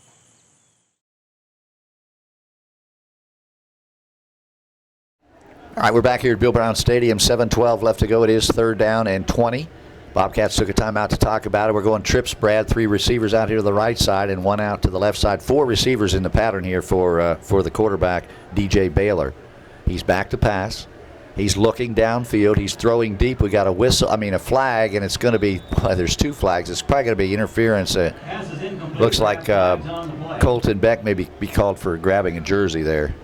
We'll see. And I'm not sure if it's on Colton or if it's on the receiver from Radford. Well, we'll see. We had some contact when the ball was in the air. It looks like he's calling 32. Yeah. Looks like it's on Colton. But that's only a 15-yard penalty, right? Still going to be 3rd down and long. That's correct. Okay. And if Colton, if he was beaten on the play, that's actually a good penalty because you're going to keep the guy from scoring a touchdown. So it brings up 3rd and 5. Yep, 3rd down and 5 for Radford, and it's all the way now they're in 2 down. Yeah, 2 down territory. Yeah, they'll go for it. So it's all the way back down to the Blacksburg 43-yard line. So again, Colton Beck is a young player. That's a young player's mistake. He's a freshman and a good one. He's going to be a good one, but that time he committed a bad mistake and gives Radford new life here. On 3rd and 5, Baylor back to pass, throws and completes the ball to Finley. He catches it, 1st down Radford, down to the 31-yard line or maybe 32 at Blacksburg. Yeah, picks up the 1st down. Marcus Finley, good-looking player. Boy, he made that look easy. Pitch and catch, Baylor to Finley. If you're a quarterback, you'd love to have a guy like Marcus Finley to throw to, wouldn't you? Wow. He's definitely a good athlete. Smooth-looking player. Radford has a lot of them. So that was a big interference penalty, turns out. They had 3rd and 20, and they ended up getting a 1st down out of that deal. Yes, it is. They turned it into a 3rd and 5 and then a 1st down, and now Baylor is going to give the ball to Grant. No, he's keeping the ball. He pulled it out. He's going to run it, and they get him down. It's Tresser making the tackle. He got about 4 yards on the play. He has a good pickup. He does a good job with his mesh point there of faking the handoff to Grant. It's a read for the quarterback, and he's doing a good job of that right now, sort of hiding that ball. Yeah, 2nd and 6, 4-yard pickup for Baylor. That was a read option, you're right, and he did the right thing by keeping the ball instead of giving it to Grant. Grant's in the backfield with him, and Finley's been the motion man most of the time. He's on the wing, and still Grant in the backfield. Finley's still on the wing. Let's see what they do on 2nd down and 6. This time, Grant dropped it. Blacksburg's got it. I think Morgan McCoy had it. Let's see who gets it back. No, I think Radford got it back. Morgan had it, and then he couldn't hold on to it. Yeah, looks like Radford got a break right there and fell back on it. Yeah, they sure did. Morgan was on it, but just couldn't control hold of it. But they did lose yardage and the down. It's going to be 3rd and 11 after the fumble. That was a Heath Grant fumble. That's the 2nd time tonight Heath Grant's fumbled the ball. 6:03 left to go, 3rd quarter. Still 20-8. Blacksburg leading. Bruins have the ball. They've had the ball most of this 3rd quarter. You know that, Brad? They sure have. So defense is probably getting a little bit tired here for Blacksburg. Yeah, and there's a lot of guys for Blacksburg who go both ways, so that's a key thing too. 3rd down and 11. Baylor throwing over the middle. It is incomplete, intended for Finley. Too high. Finley had his hands on it, couldn't bring it down. That would have been enough for a 1st down. And Colton Beck was back there on the coverage.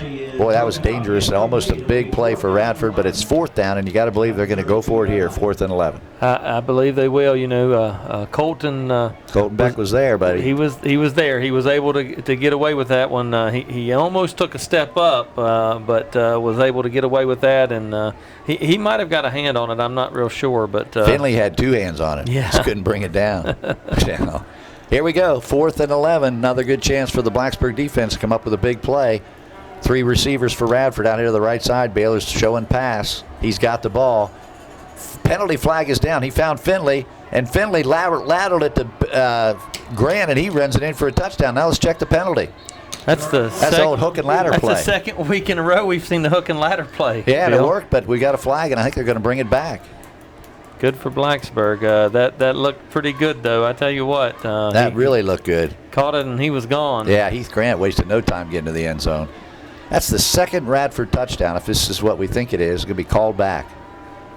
Coach Saunders is not happy on the sideline over there. Well, it's against Radford. And it will be 4th down, and let's see what the penalty. Now we're going to have an official. This is always dangerous when the officials get together. Okay, let's see what the penalty is. It's a major penalty. Yes, look how far back they're walking. Have we got a signal yet? Haven't seen one. No, it's a 5-yard penalty. Must have been a procedure or maybe offside on Radford. Let's see. We're going to get it now. Oh, sideline warning. Oh my. Wow, that was on Radford. That's a sideline penalty on Radford. That is a sideline penalty that takes a touchdown away. That is a crucial penalty. My goodness. Don't they usually give a warning first? If they did, we didn't see it. Generally they do. You know, I don't know. Maybe the official made contact with someone while they were running down through there. That could be. Yeah, exactly. Boy, that's a tough penalty. Ooh. Now it's 4th and 16, and Finley over here on the right side now is the guy you got to watch. McCoy's on him. And here's Baylor rolling out, looking, trying to find somebody. Flag is down, and passes in the air. It's knocked down, incomplete. We've got a couple flags down on the play.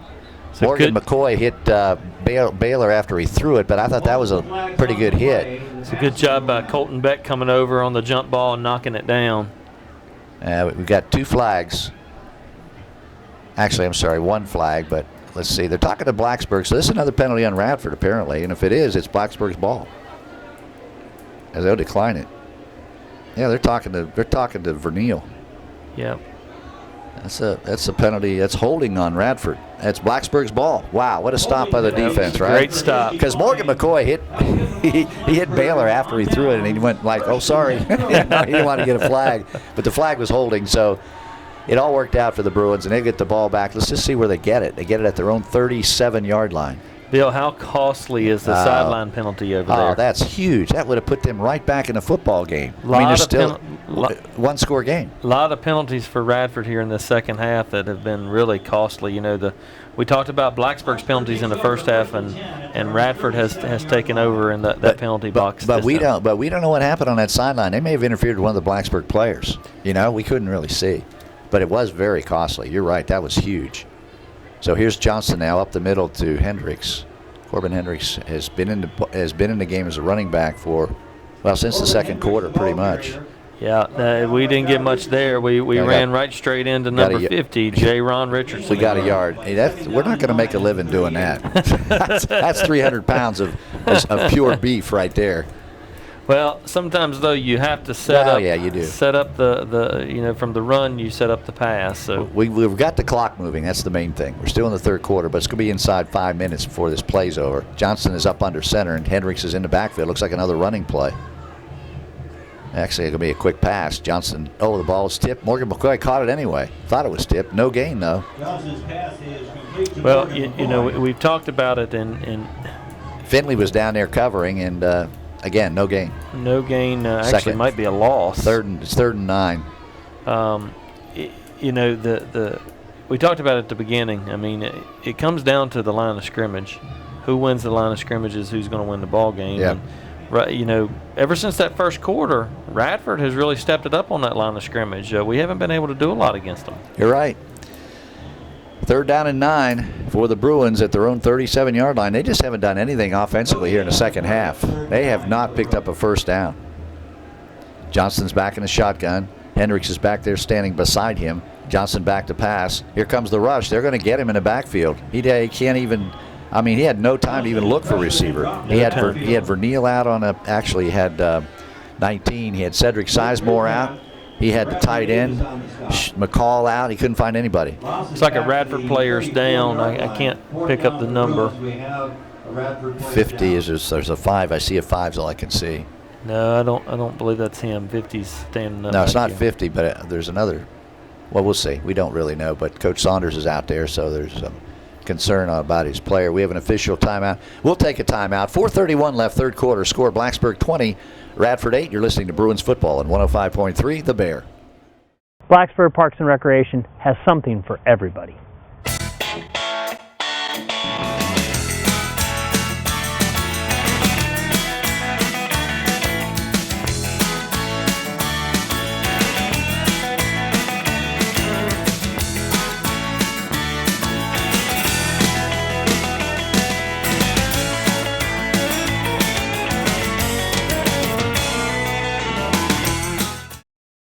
So the injured player is number 55, Brandon Boatman for Radford, and he's still down on the field, and now we've got trainers from both teams out looking at him, so it doesn't look good, Brad. Do we have any scores, by the way? I do have one score that just came in. Franklin County is leading Christiansburg 14-13 in the third quarter. That's some kind of a ball game right there. That sounds like some kind of a game. Yep, absolutely. So it is Boatman getting assistance. He's up and walking now. That's a really good sign for the Bobcats. He possibly just either had the wind knocked out of him or maybe just a little bit of a head knocker there where he's a little bit, groggy. Yeah, that's good to see. Good to see him walking off, on his own abilities here. As they say, could have got his bell rung. You've had that happen, right? Yes, sir, I have. And I've had the wind knocked out of me, and that's no fun either. No, that's you feel like you can't breathe. You just get all the winds gone, and it takes you a while to get it back. That's right. Well, it's going to be fourth down for Blacksburg. Ethan Goforth is in to kick. Let's hope he can get a good punt away this time, because, boy, the first punt sure wasn't very good. Low snap, he got it. Good job. Oh, good kick. Very good kick. All the way back at the 30-yard line. That's DJ Baylor, and he's running sideways. He's giving up ground, and Vesser's going to get him way back at the 20-yard line. Great coverage by Blacksburg, but it all started with an Ethan Goforth boomer for a punt. It was. The snap wasn't great, but Ethan went down and grabbed it, and he had to sort of rush his kick, but got a good kickoff. And I was just watching the coverage coming down, and Blacksburg had great lanes. I mean, they were spread out, and you have to do that against athletes like what Radford has. Not only that, Brad, Baylor caught the ball at the 30-yard line. He gave up 10 yards trying to get to the corner. He never made it. He was trying to. He was running backwards. He's trying to get that corner, and Zach Tresser stayed in his lane and tracked him down. So Blacksburg now has Radford backed up, and this is what you want defensively. This gives you a lot more options, and you can do some things, and you can you can kind of watch it unfold in front of you, and Baylor's got the ball, and he's going to keep it, and they're going to get a hold of him and drag him down. Let's see who was first in there for the defense. Number 57 made the tackle for Blacksburg. Yeah, it looks like number 57, Jason Frederick, and also Morgan McCoy was in on the tackle. Morgan's always around the ball. He's amazing. I mean, he's just everywhere. They have a couple kids on this team that just are instinctive. They have a football instincts, and they sort of fly to the ball. Yeah, absolutely. Morgan's one of those kids. We talked about Jacob. We talked about Davey last week, and he did such a great job. He's playing Henry Davey. He's playing well tonight, and also 51's having a good game. Jacob Keith. Well, the one thing is, we had a lot of pressure. Let's see here. That's Baylor, and he's not going nowhere. Good job. Blacksburg defense is swarming now. Jacob Keith came in on that, and what I was going to say is last week we was able to put a lot of pressure from a lot of different areas from our linebackers and such. This week we're really not necessarily able to bring a lot of pressure because you have to sort of sit back and respect their athletic abilities here, and if you guess wrong, it can cost you. But being able to have our defensive ends come in and with pressure like that, that's what helps you. Big third down play, Brad, 3rd and 10. From the 20-yard line, 19-yard line. Let's see what Baylor does. He's got a lot of receivers out. Blacksburg has the blitz on. Here they come. Baylor's looking to throw. He's thrown out here for Finley. It's going to be intercepted. Intercepted by your boy Colton Beck. And Colton Beck's coming back. He's going to run it up 30-yard line. We got penalty flags down. They're going to tackle him inside the 30 down to the 24-yard line. Flags are down.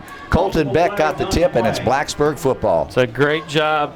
Flags down. It's going to be moved back a little bit, but we got the ball. We got the ball back. It was a little bit of a jump ball, and Colton got it, and it's another good stand by this Blacksburg defense. It's very hard on an interception not to get somebody in the back. The angles are bad. All of a sudden you turn from offense or from defense to offense, and it's very, very hard, and that's what happened there. Somebody blocked in the back, I'm pretty sure. Yeah, and when you have a player that is quick as Colton, he's going to cut against the grain. That's right. And that'll be something that this team will have to understand and learn, that Colton won't give up on it. He'll cut it back across the grain, and so we have to be ready for those types of things. But what a great job by this Blacksburg defense to make a stand. And, we got some pressure in there on him, and so it was a little bit of an ill-advised throw, but they were just trying to make something happen. I think it was Jake Vernil that was back in coverage here. Yeah, it was. Yeah. And I think he's the one who tipped the ball. Yes, I believe so. And then Colton Beck just came up with the grab, and down the field he went. And for a while there, when Colton Beck cut it back across the field, I thought he might score. I really did, because as fast as he is. Yep, it's close. Now this is what this Blacksburg Bruin team has to do. We've got the ball on the 38-yard line going in on Radford 38. We've got to take advantage of this. We've got to score. It's too close still. It's 20-8 with 2 minutes, 2.5 minutes to go. We've got to take advantage of our opportunities. And we're talking touchdown. Another field goal is not going to get it done right here. Need 7 points. That's right. So Morgan McCoy and Goforth go wide right. Morgan's in the slot. Johnson's back there, and this time it's Grayson Shelton in the backfield at running back. And Grayson Shelton's going to get the ball. He goes right up the middle, spins out of a tackle, still going inside the 30 to the 34. That's a good run. That's about 5 yards for Shelton. Yeah, it's a good job by Grayson. The thing about Grayson is he has pretty quick feet, and he sort of, the way he carries the ball, he almost sort of hides behind that offensive line. So it's hard from a defensive player to sort of find Grayson, and he did a good job of running hard and picking up 4 yards there. Coach Chris still looking for a running back to be the go-to guy. Hendricks played a lot in the second and third quarter, but now Grayson Shelton's in there. So we're still kind of trying to find the guy to carry the load here for Blacksburg as far as the tailback position. That's right. Shelton stays in. Shelton, no, he does not get the ball. It's play action. Isaac threw off his back foot. There's nobody there. He was just trying to get rid of the ball. He had pressure coming in. Number 75 was coming in hard. I'm kind of surprised they didn't call grounding. I think that's what Coach Saunders is asking, because there's nobody there, nobody home. And now we're going to get a discussion. We still might see a flag here. Could. Yeah, they're going to throw it now. That's got to be grounding.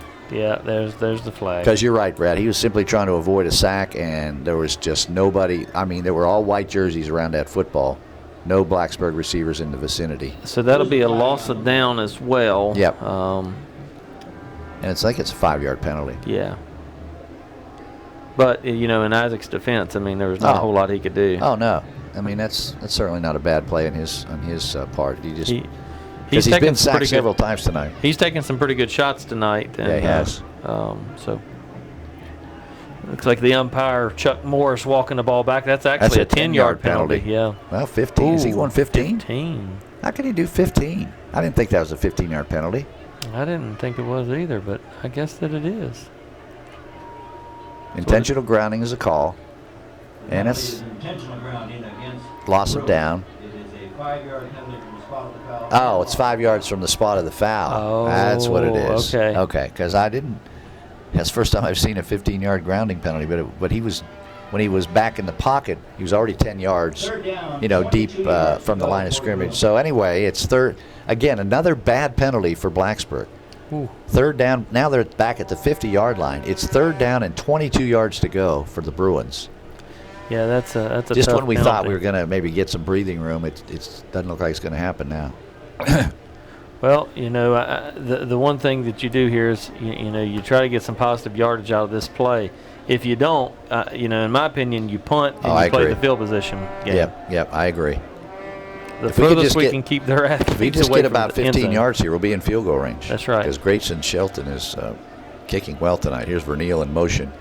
Johnston Gives the ball to Shelton, and he's going to be caught for a loss. Boy, the Bobcats were ready for that play.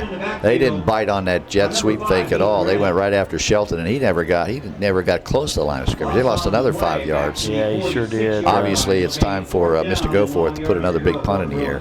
Yeah, need to get a good snap here, and then get a good kickoff. And looks like Radford's got 2 deep. Yeah, they've got Baylor and is it Finley? Finley, I believe, yes. Yeah.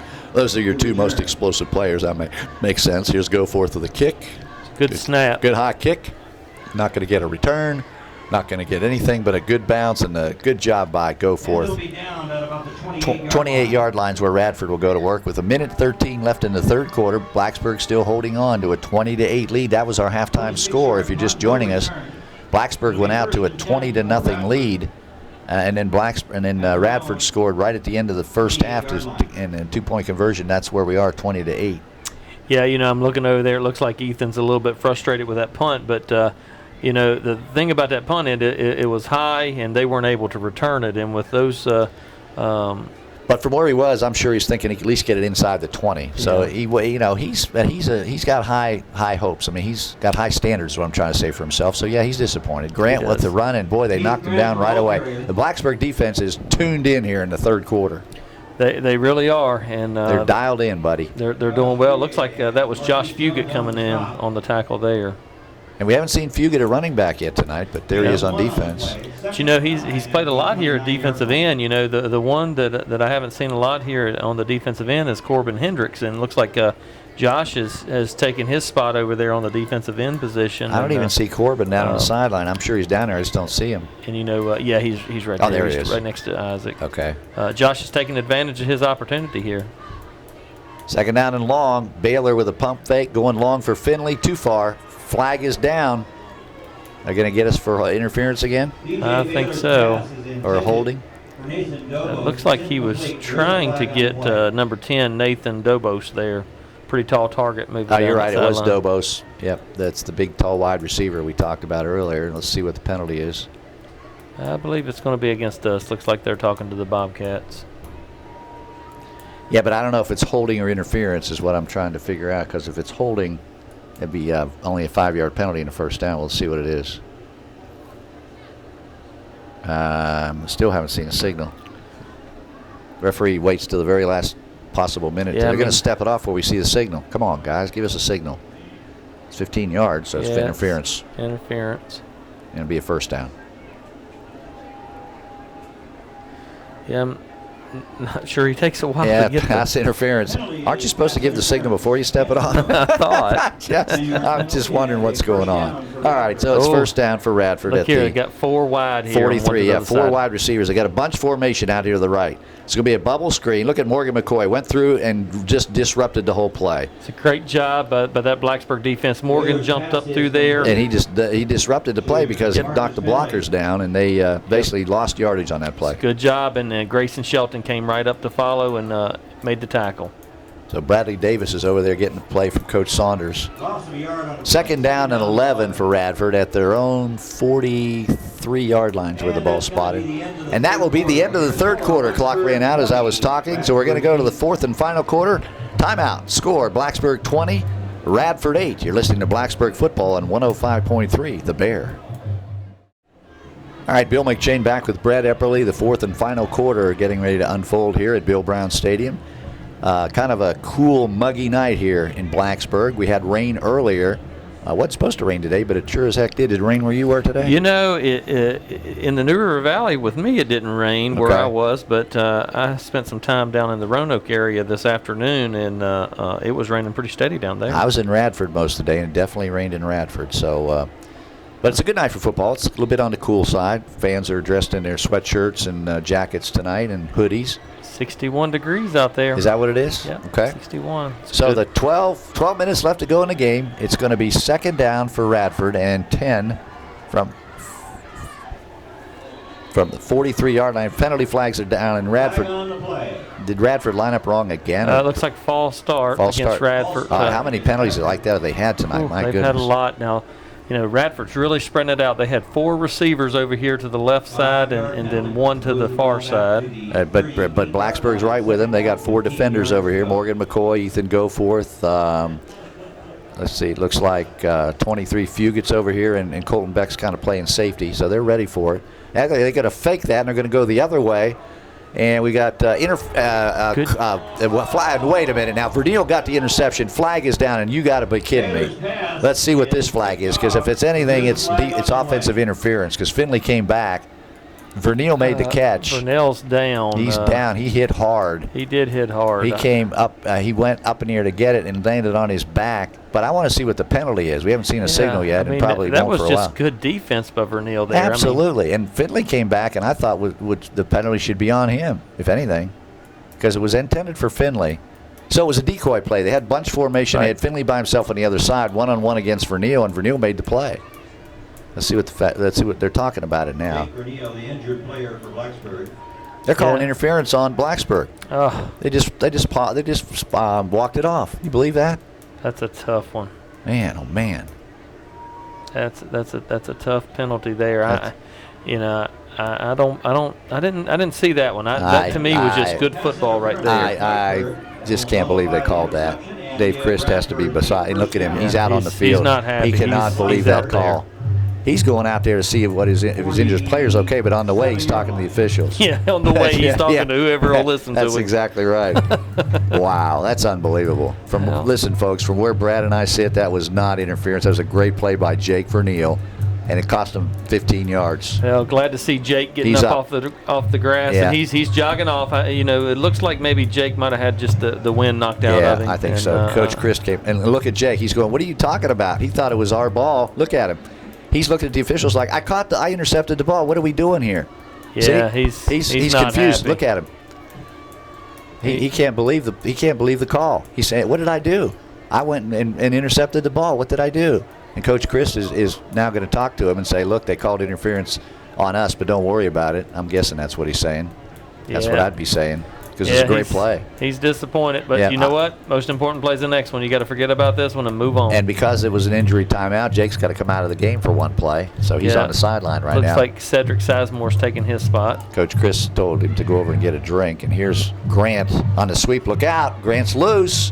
Finally got him out of bounds, and there's another flag. My goodness, flags are flying here tonight in Blacksburg. They are. This is going to go against Radford. Gets in the Radford backfield. Coach Saunders is over there. A lot of laundry on the field tonight. Vernil's back in the game. So we're just underway here in the fourth quarter. We've had several consecutive penalties, a really strange interference call on Blacksburg after Vernil intercepted the ball. And now we got a flag, and they're talking about it again, and I don't know who it's on because we don't ever get the signal till after everything's over. They'll walk it off, and then they'll give us a signal. I don't think I've ever seen that from officials. No. Sounds like the Christiansburg game is getting interesting. They're down, I think it's down 14-13. Christiansburg has the ball on the 12 with 38 seconds to go in the game. Wow. So they could, right now, kick a field goal and win it, but I know that's not what they're going to do. Coach Cromer is going to try to jam it in there, I'm sure. Yeah, I'm not sure. Hopefully. Now they're moving the chains. Is this going to go against Blacksburg? Looks like it's against Blacksburg. It sure is. Coach Christ is losing his mind down there. Boy, this is tough, I mean, Radford's getting a walk, moving down the field by way of penalty. They haven't really made any plays. Look, they're still stepping it off. What is it? A personal foul? We still don't know. Yeah, I mean, he hasn't given a signal or anything. He won't. He'll wait till everything's done. He's walking out here now to give us a signal. Unsportsmanlike conduct on Blacksburg, which usually means somebody said something. Yeah. So, I'm just I'm shocked based on what's happening right now. I don't understand that because the flag flew out in the middle of the play. So Grant gets the direct snap. This is the Wildcat formation. He's running around, and they get him down about the 5-yard line. This is a direct snap to Grant. Heath Grant, the ball carrier. He got about 5-6 yards on the play. Let's see. Shelton tackled him inside. They're going to mark it at the 6-yard line. Yeah, this is going to make this ball game interesting, Bill. Second down and goal. They put the sticks down, so apparently it was first and goal. I didn't realize that.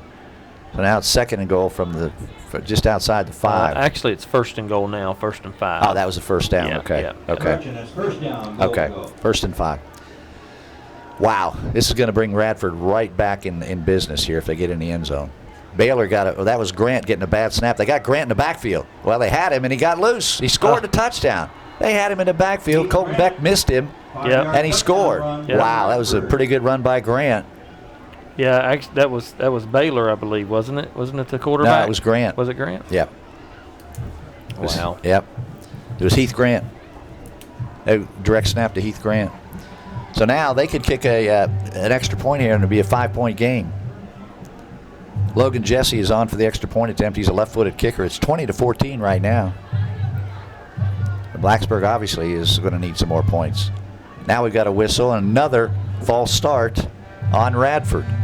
So they don't have the extra point yet. They're going to back them up 5 yards. I think it's on Radford. I don't know at this point. We'll wait and see. Penalty is offside against Blacksburg. It's on Blacksburg. Decline. Jeez, unbelievable. I guess they lined up offside. Logan Jesse will attempt the point out. Well, Radford declined a penalty. They're going to try to kick it again. High snap, ball's down, kick is up, and looks like it's good.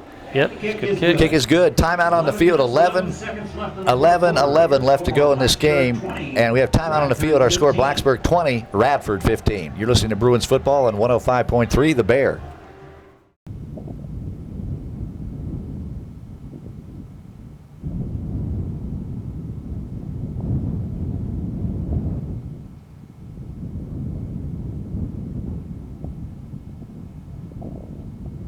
So just a little more than 11 minutes left to go in the game. The officials just had a big conference down near the goal line. All of them huddled up. We're not sure what that was about, but basically Radford took the ball down the field by way of the penalty flag. I've never seen anything like it, Brad. They didn't really make one play. It was all interference, holding, unsportsmanlike conduct, you name it. They threw it against Blacksburg on that series. Well, and you know, you go back to the interception that we thought by Jake Verneal. That's right. And then ended up interference penalty. I mean, that's a huge difference in the game right here. This game has become very interesting. Yeah, 11 to go in the fourth quarter. It's 20-15. It's anybody's game now. Blacksburg has not scored since the I guess early in the second quarter. Was it the first quarter? Did they get all their score in the first quarter? All of it. Let's see. I think in the first quarter, wasn't it? We got the field goal in the second quarter. So Logan Jesse will kick off, and the Bruins will get it. And they now know they need to go to work on offense. It's going to be a short kick, and it's going to be fielded by Grayson Shelton. He's coming up the field. He's got some running room. Look out if he gets a block. He's at the 50, 45-40, 35-30. Great run back. Grayson Shelton all the way down to the 30-yard line of Radford. That's what we needed. That's what the doc called for right there. We all the way down to the 30-yard line. That gives us field position. And he was one block away from taking it to the house, Brad. He really was. You know, he did a good job once he made through the initial blocks of being patient and then reading his blocks. And that gained him another 15, 20 yards. They actually marked it at the 31-yard line, 44-yard return for Shelton. That's exactly what the doctor ordered for Blacksburg. They're in business now. And so it's going to be back in lineup, running back Corbin Hendricks standing beside Isaac Johnston. Johnston gets a snap, quick pitch to Hendricks. If he turns the corner, he's got some room, and he does. Corbin Hendricks running hard down inside the 25-yard line. He got about 7 yards on the play. It's a good job, good run there, and there's some good blocking over on that far side as well. Looked like Marquise Jones was over there. Great job, Aaron Lucas. Good blocking over on that left side. They'll give him 6 yards in the play. 2nd and 4. They spotted right at the 25-yard line.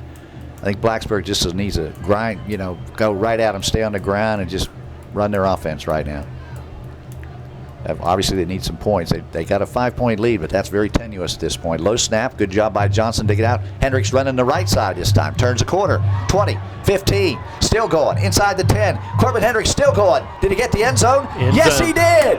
Corbin Hendricks all by himself gets to the end zone. What a run. That was pure power. Wow. That was an unbelievable run right there. You know, it was a good job by the line and the receivers to make that block.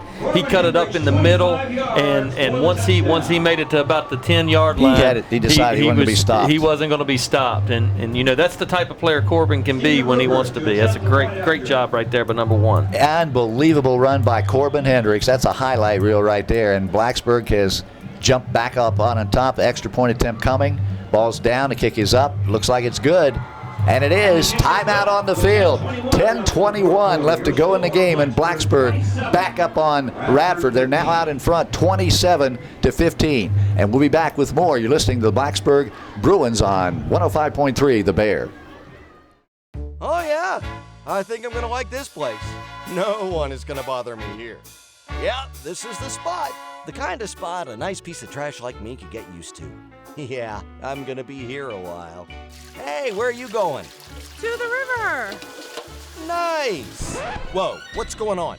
Where are you taking me? No, not there. Not in there. Dude. Pick it up, Blacksburg. What's that smell? Corbin Hendricks takes it to the house from 25 yards out. Brady must have broken at least 7 or 8 tackles on that play. Everybody had a shot at him. No one could bring him down. That was a great job by Corbin Hendricks there and finding a way into the end zone, smelling the end zone and getting there. Stephen Rupert comes in for the extra point. And that's exactly what the Bruins needed after Radford comes back and really makes a game of it. And Blacksburg answered. That's what they had to do. That's right. But what started it off? The run by kickoff Grayson return. Shelton Absolutely. on the kickoff. It was a good job right there for Blacksburg to respond. And, that's what good teams do. They respond when their backs are against the wall.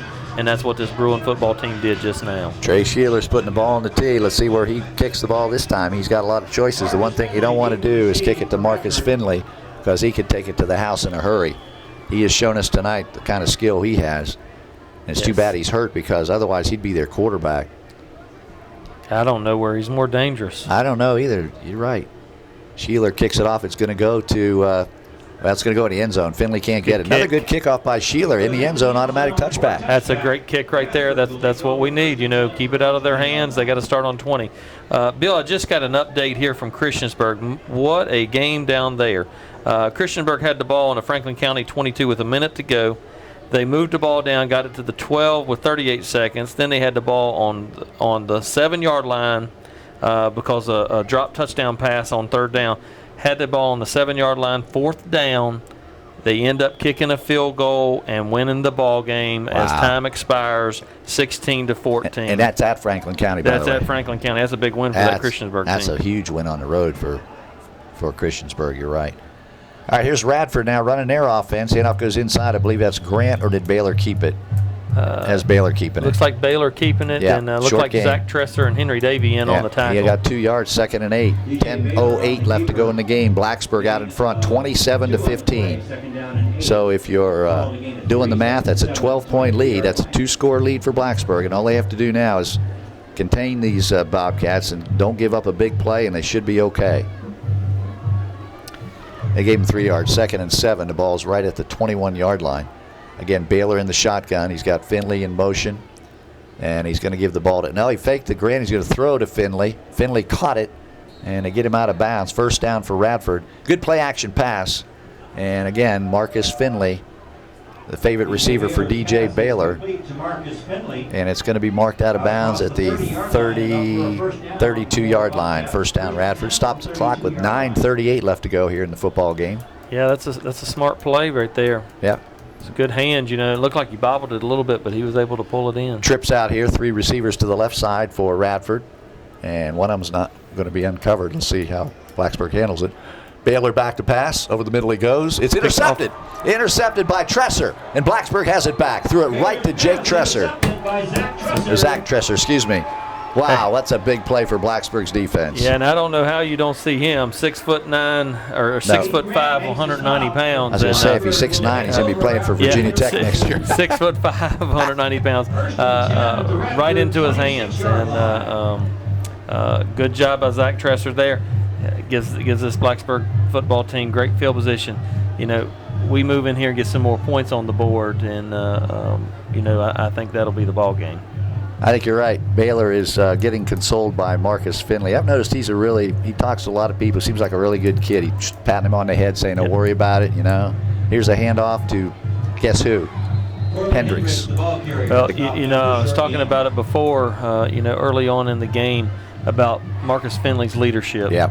And, whether he's a quarterback or as a receiver, defensive back, or whatever it might be, most importantly, he's a leader of this football program, and you can see that as he's going over and consoling DJ, and DJ, he's a sophomore, and he's going to make mistakes. Yep. Every one of them are going to make mistakes, but the most important play is the next one. And Isaac Johnson went down here and threw an interception in the end zone. That's right. But he's come back and had a good game, and that's what you got to do.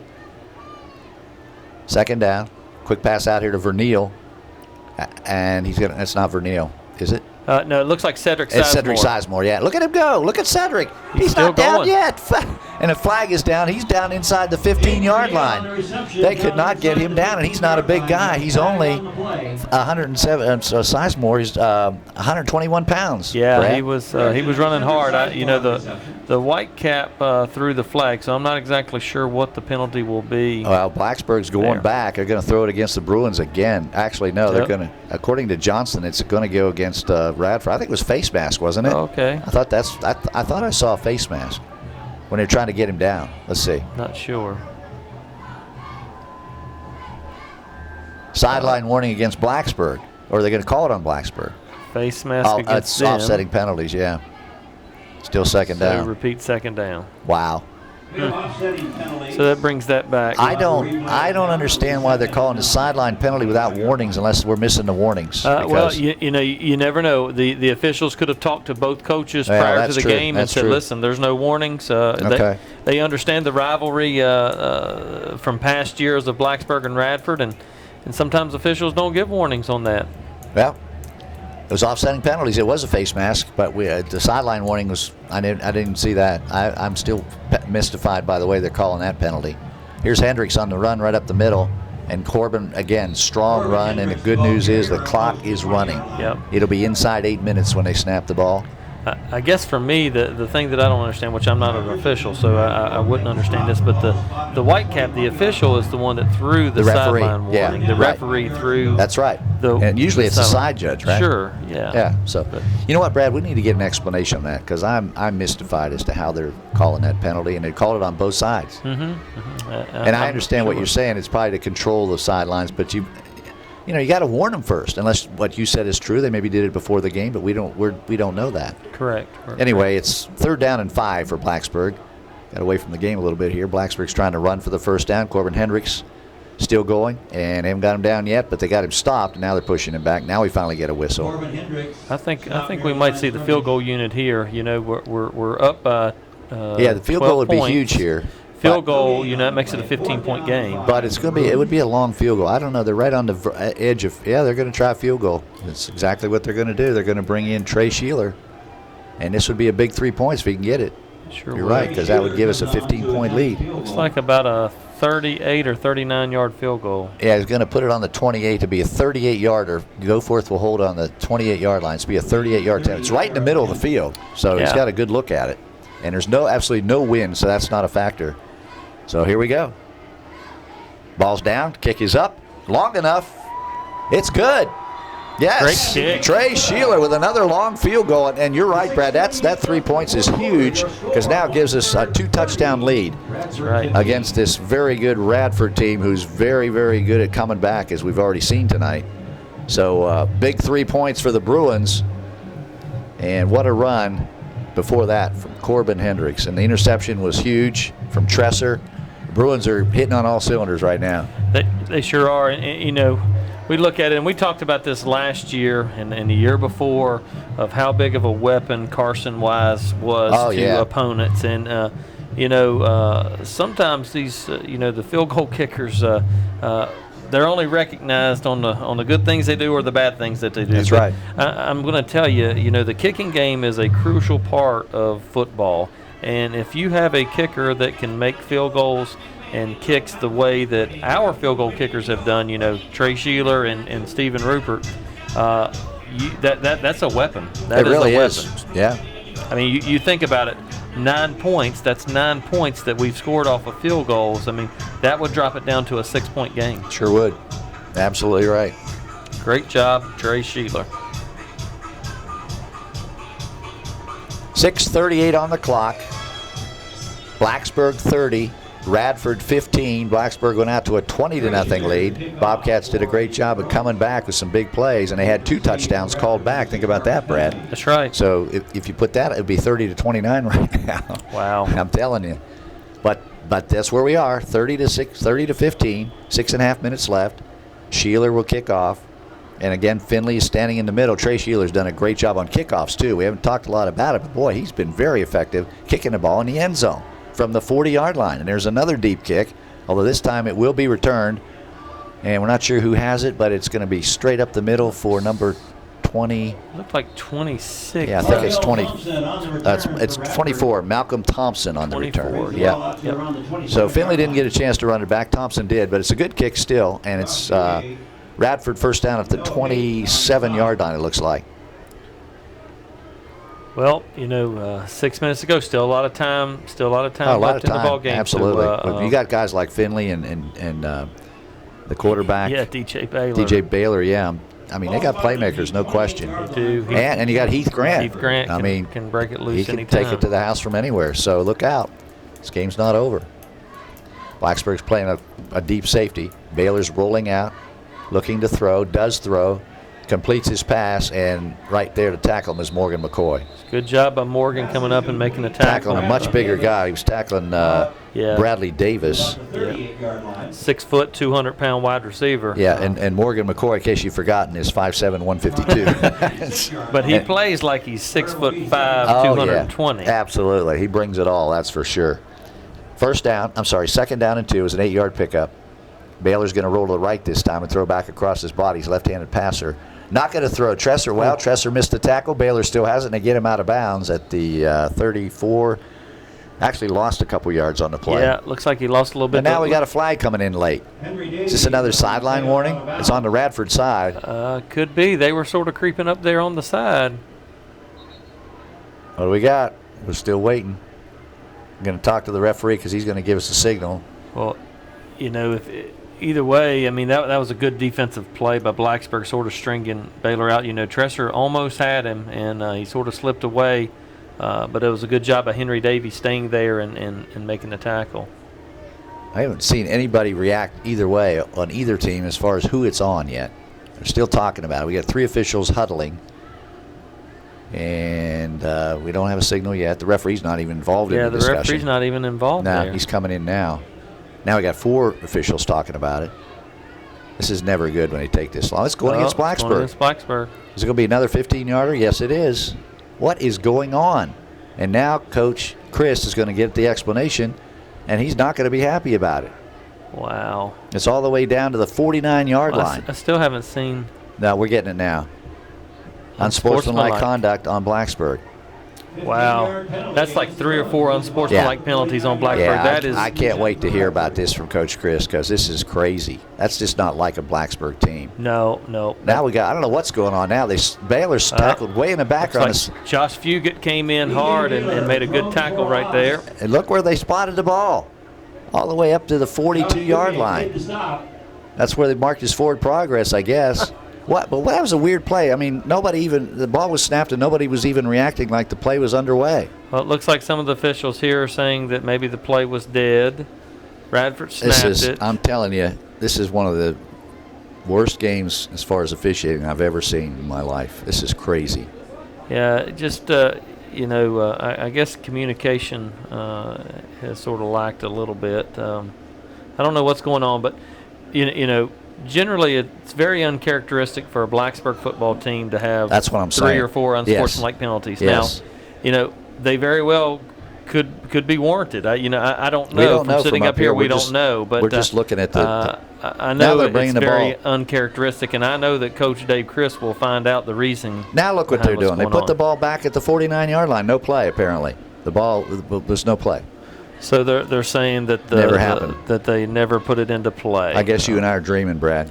We'll wake up here eventually. Yeah, the unfortunate thing there, Josh Fugit came in for a good hard sack there, and now he's first and injured. 10. Here's Baylor back to pass. There's holding. They're not going to call it. Baylor's rolling out, and he's going to run out of bounds at the 45-yard line, or maybe even down further. No flag on the play. Sure looked like holding to me. Yeah, what I was mentioning there, it looks like Josh Fugit might have tweaked his ankle a little bit. Now Chris on that Lucas play. is getting all over the referee because he saw the same thing I saw. Gee whiz. 2nd down and 4. 5:34 left to go in the game. Clock is stopped because Baylor went out of bounds. Score is 30-15. Blacksburg in the lead, but the Bobcats are getting all the breaks right now. That's for sure. They're not doing much except just accepting penalties in the second half.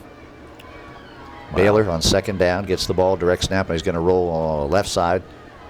And throwing for Finley incomplete. Couldn't catch the ball. Good pressure in the backfield by Corbin Hendricks on the quarterback Baylor. Actually, that was intended for Nathan Dobo. Oh, you're right. It was number 10. Got some score reports here. It looks like a lot of these games are over with, and we're still playing. I think that's due to a lot of the laundry that's been on the ground. But Salem, big win over Northside, 35-0. Magna Vista 34, William Byrd 24. Auburn 29, Roanoke Catholic 0. Hidden Valley 38, Bassett 21. Richlands 14, Lord Botetourt 7. Wow, a lot of scores, a lot of big scores. It is. There's Baylor again rolling out. He's going to get the first down and get out of bounds to stop the clock. Corbin Hendricks ran him out of bounds. We got a Radford player down. That's big number 50, Jerian Richardson. 300-pounder we've been talking about. He's had a good game tonight. He is a good football player. So it will be the first down for Radford at the Blacksburg 39-yard line. Clock stops with 5:20 left to go in the game.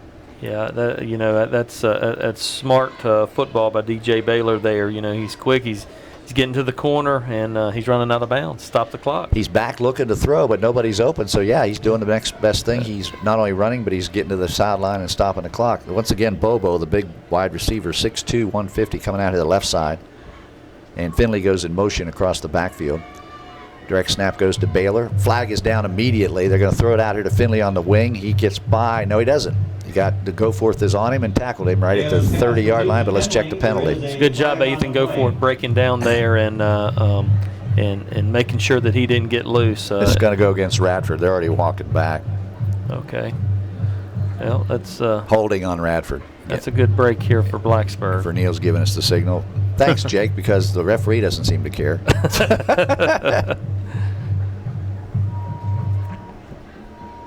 Well, that definitely moves them back a little bit, because I tell you, as long as this drive seems, it's only lasted for about a minute. It's still 5 minutes and 11 seconds to go. I know. You're right, because we've had penalties, incomplete passes, and the clock just doesn't run when that happens. Now he's winding the clock. So it's a first down for Radford, but it's going to be 1st and 20 because they're all the way back at the 50. They got to get to the 30 for a first down. Baylor's in the shotgun. He'll get the direct snap. Here come the Bruins. They got the blitz on.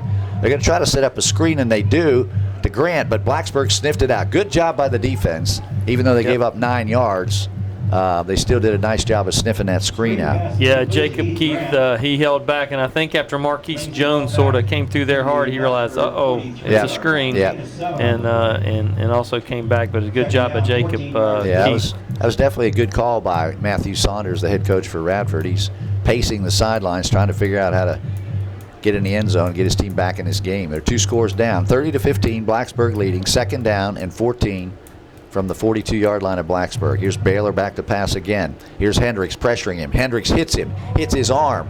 Ball's up, 2 guys went up for it, incomplete pass. Thank goodness they didn't throw a flag. 2 Blacksburg players there and 1 Radford player there. It goes incomplete. Goforth had the best shot at it. Yep, Goforth and Colton Beck came over on the coverage, but Corbin Hendricks did a good job of coming in and getting pressure on DJ Baylor there and actually getting a little bit of contact there on the throw. And so it's 3rd and 14, Brad. So you figure they got 2 downs. They get 14 yards. They've been going for it on 4th down all night, and they're down by 2 scores. The ball's at the Blacksburg 43-yard line. Well, and there you go with the bunch formation out here on the left side. 4 receivers. Yeah, you don't roll anything out here. Here's Baylor. Looks that way. Going to go across the middle to Finley. And it's and we're going to get a penalty on Verneal. And that was an interference penalty. Yeah, that was a good call. That was a good call. It was a good call, but it saved the touchdown. Yeah, I mean, Finley would have scored if he doesn't do that. I think it's very similar to the earlier one with Colton Beck when he was called for the pass interference penalty as well. It's the type of thing that while you might think it's a mistake, it actually could be a benefit because you're keeping them from going in the end zone. And you know, I'd rather give up a 15-yard penalty than give up a touchdown. Yeah, and there's finally the clock's down to 4:07. And Brad, you're right. This has been the longest 2 minutes I think I've ever experienced. I mean, we've been sitting here 15 minutes, and 2 minutes have gone off the clock. Yeah, Bill, it won't be long before you'll have to be in the booth at the Tech game announcing tomorrow. Yeah, I know. Don't remind me. They're probably already getting a pregame meal ready. Oh man! All right, here we go. It's a first down, and they picked up the first down with a penalty. It was 3rd and 14, and it was a 15-yard penalty, so that was convenient. And they got the same formation out here, bunch with Finley on the right side by himself, and he's looking for Finley again. And again, Finley's in the end zone, and Finley caught it. And is it a touchdown? Yes, no? Nope. Looks like he's at about the 1 or 2 yard line. He caught it, and it was Verneal on the coverage, I believe. Yep. Yeah, you know, I mean, there's still a lot of ball left. Oh, yeah, and still 4 minutes on the clock. So, I mean, that's all they're doing. They're getting the defense distracted on one side and putting Finley one-on-one on the other side and just throwing it over there to him. And here we go, 1st and goal at the 1 yard line for Radford. Grant's in the backfield with Baylor. Grant's going to get the direct snap. He's looking for the goal line. I don't know if yes, he did. He made it. Made it across. So with 3:57 left, Radford's still in the game. They score a touchdown. It's now 30-21. And with the extra point, they'll be down by 8, and they'll be within 1 score of tying this football game. That's right. So 1 yard touchdown there. Yeah, from Grant. So Jesse's in for the extra point, Logan Jesse. It's a good drive by Radford. Both teams, I'm sorry, Radford has 2 timeouts left. Blacksburg has 3. So Radford will be trying to stop the clock on this next Blacksburg drive. Blacksburg, of course, trying to run the clock out. It's an important extra point right here. I was going to say, this is very big extra point. Did he get it? Yes, I think he did. Yeah, right down the middle. Yep. Kick's good. Timeout on the fields. 3:57 left to go in the game. Score Blacksburg 30, Radford 21. Hi, I'm Dean Crane, Parks and Recreation Director for the Town of Blacksburg, and we're talking about the trails of Blacksburg today. We're actually at the Gateway Trail. This is the trail that connects the Heritage Park to the National Forest, which is up and over that hill. The trail is a natural surface trail that allows hikers, mountain bikers, as well as horseback riding on. It is about 1.3 miles from Meadowbrook Road up to the top, and once you're at the top, then you're basically connecting to over 30 miles of the Pandapis Pond Trail system. It is an uphill climb, but the challenge is well suited for anyone who's looking for some adventure. It is a legal connection from the town of Blacksburg up to the National Forest, and it is also considered the last part of the Huckleberry Trail.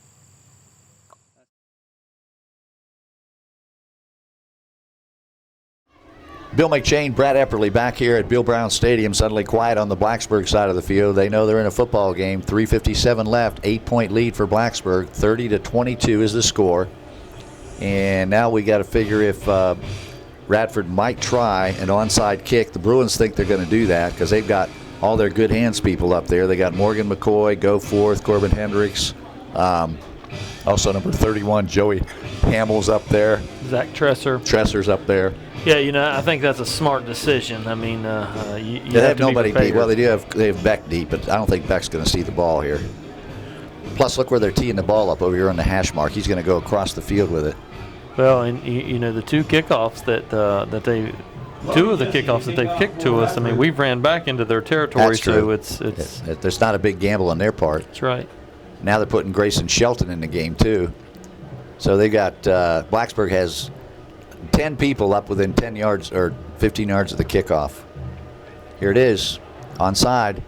It's going right to Morgan Goforth, Ethan Goforth. He caught it on the fly. Didn't have a chance to bounce. Good play by Goforth. That's a good job. He just stepped in and made the play there. That's you know, for us, they couldn't have kicked it to a better person. Well, not only that, they kicked it right to him. He didn't have a chance to bounce, and once it hits the ground, anything can happen. That's exactly right, and Ethan did a good job. You know, he's a catcher on the baseball team, so he's used to it coming at him. Okay. So that worked out well for us. Well, it's first down for Blacksburg at the 48-yard line of Radford. All they need here is about 3 or 4 first downs. Ball game's over. But I'm sure Radford is thinking the same way. Let's see if they go to they got Grayson Shelton in the backfield. He's run really well here in the 4th quarter. They're going to pitch it to Shelton. He's going to try to get around the corner. He does. Still going. Look at him digging down to the 45-yard line. Good run by Grayson Shelton. It's a good hard run right there, but Grayson, the one thing I'm sure Coach Christ is talking is hold on to the football. Hold on to it. It's like taking you're cradling a baby through a briar patch. You want to make sure that you hold on to that football. I'll see how smart Isaac Johnson is with the clock here now. The clock running, 3:28 left to go. They just now started the play clock. He could take it all the way down to 3 minutes before he has to snap the ball, and that's what he needs to do. And I'm sure Isaac will do that. I mean, he has a lot of football IQ, and I feel sure that he's watching the clock right now, and he's looking right at it, and it's down to the play clock is down to 6 seconds. He snaps the ball. Here's Shelton on the carry. Not very much yardage. Well, and this is the difference. We didn't win the toss at the beginning of the game, but we were able to choose in the second half of which direction we wanted to be going in the fourth quarter. And if you'll remember, in the first half, right. we were going opposite of the clock, but in the fourth quarter we're going towards the clock so we can see, and that's important. Radford uses a timeout. We'll take a timeout. 2:58 left. Our score, Blacksburg 30, Radford 22. You're listening to Blacksburg football on 105.3 The Bear.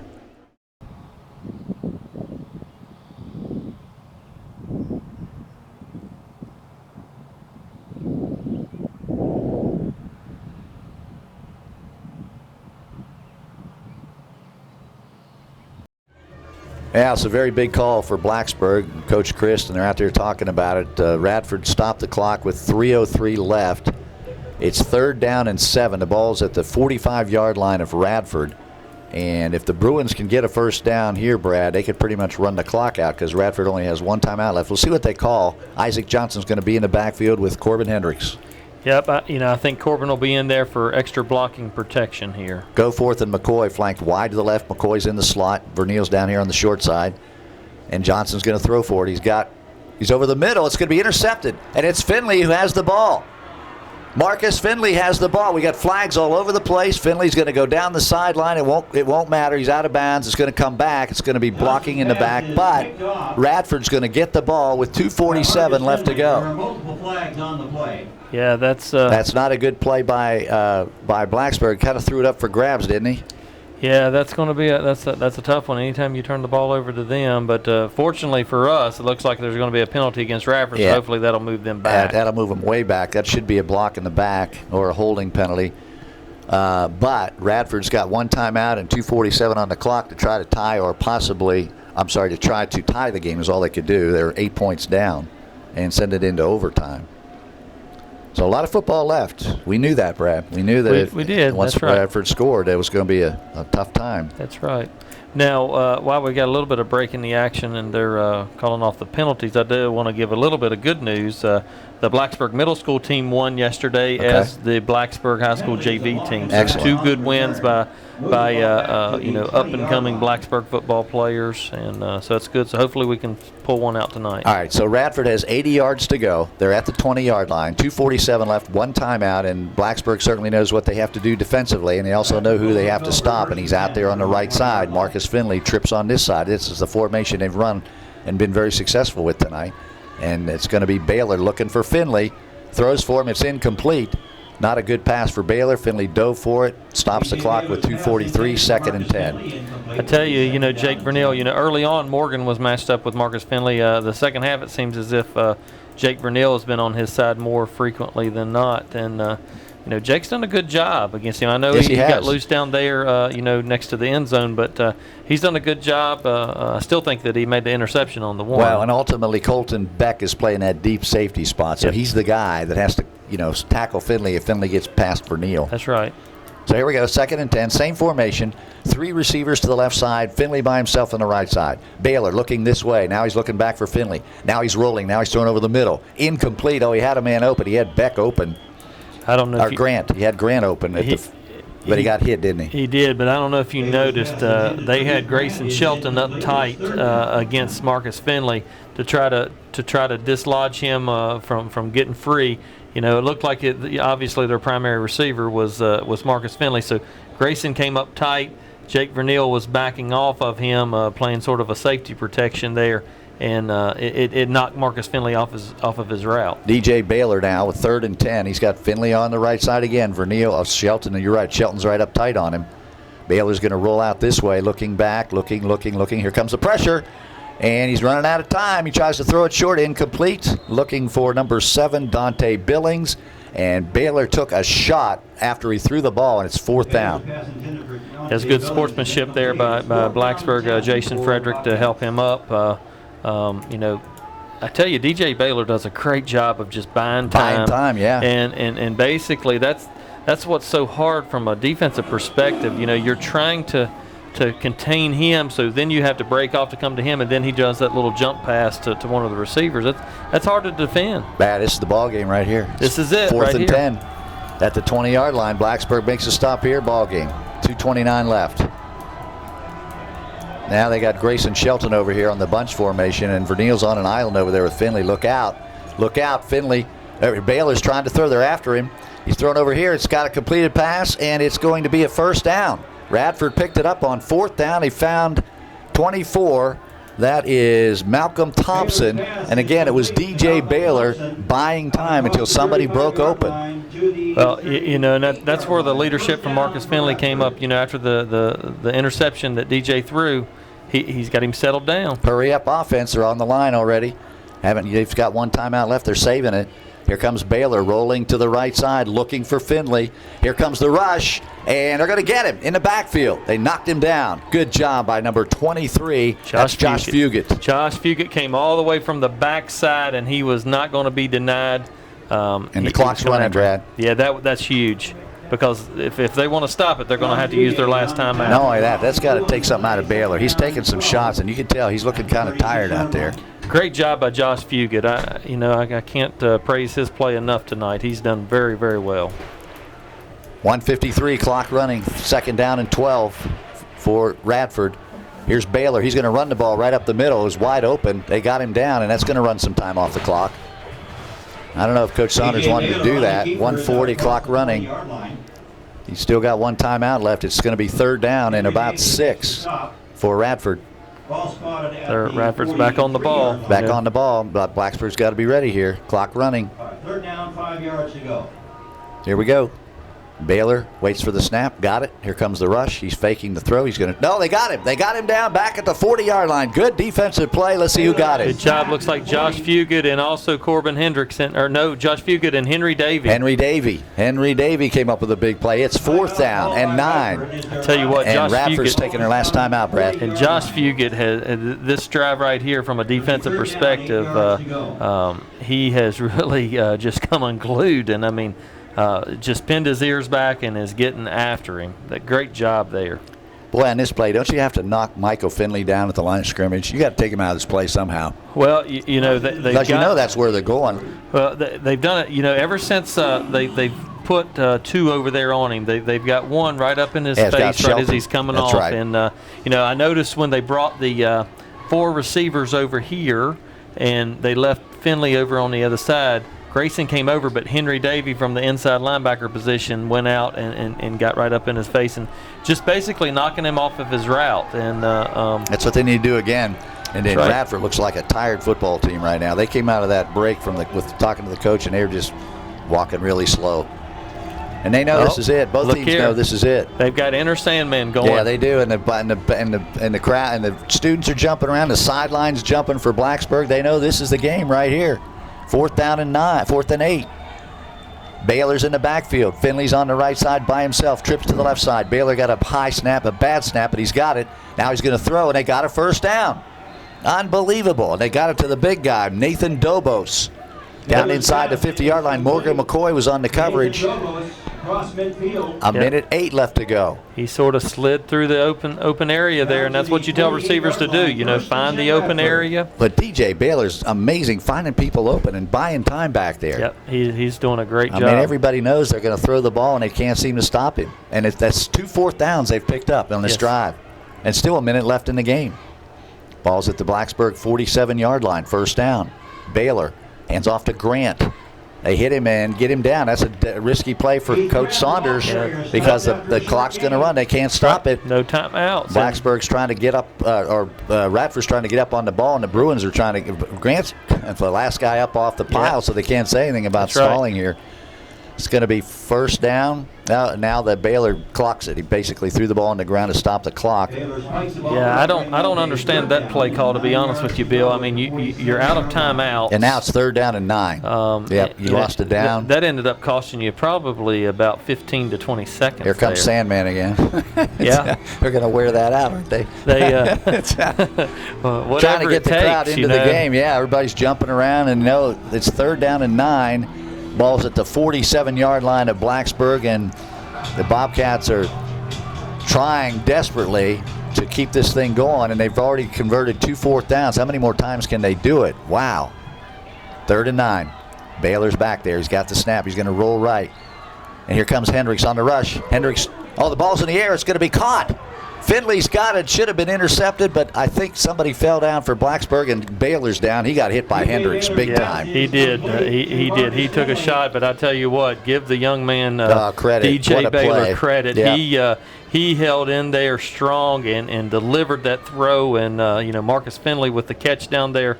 That is a tremendous play by that young quarterback, and he's DJ up. Baylor. He's going to have to come out of the game because he had to, one play they had to stop it, so he's coming out.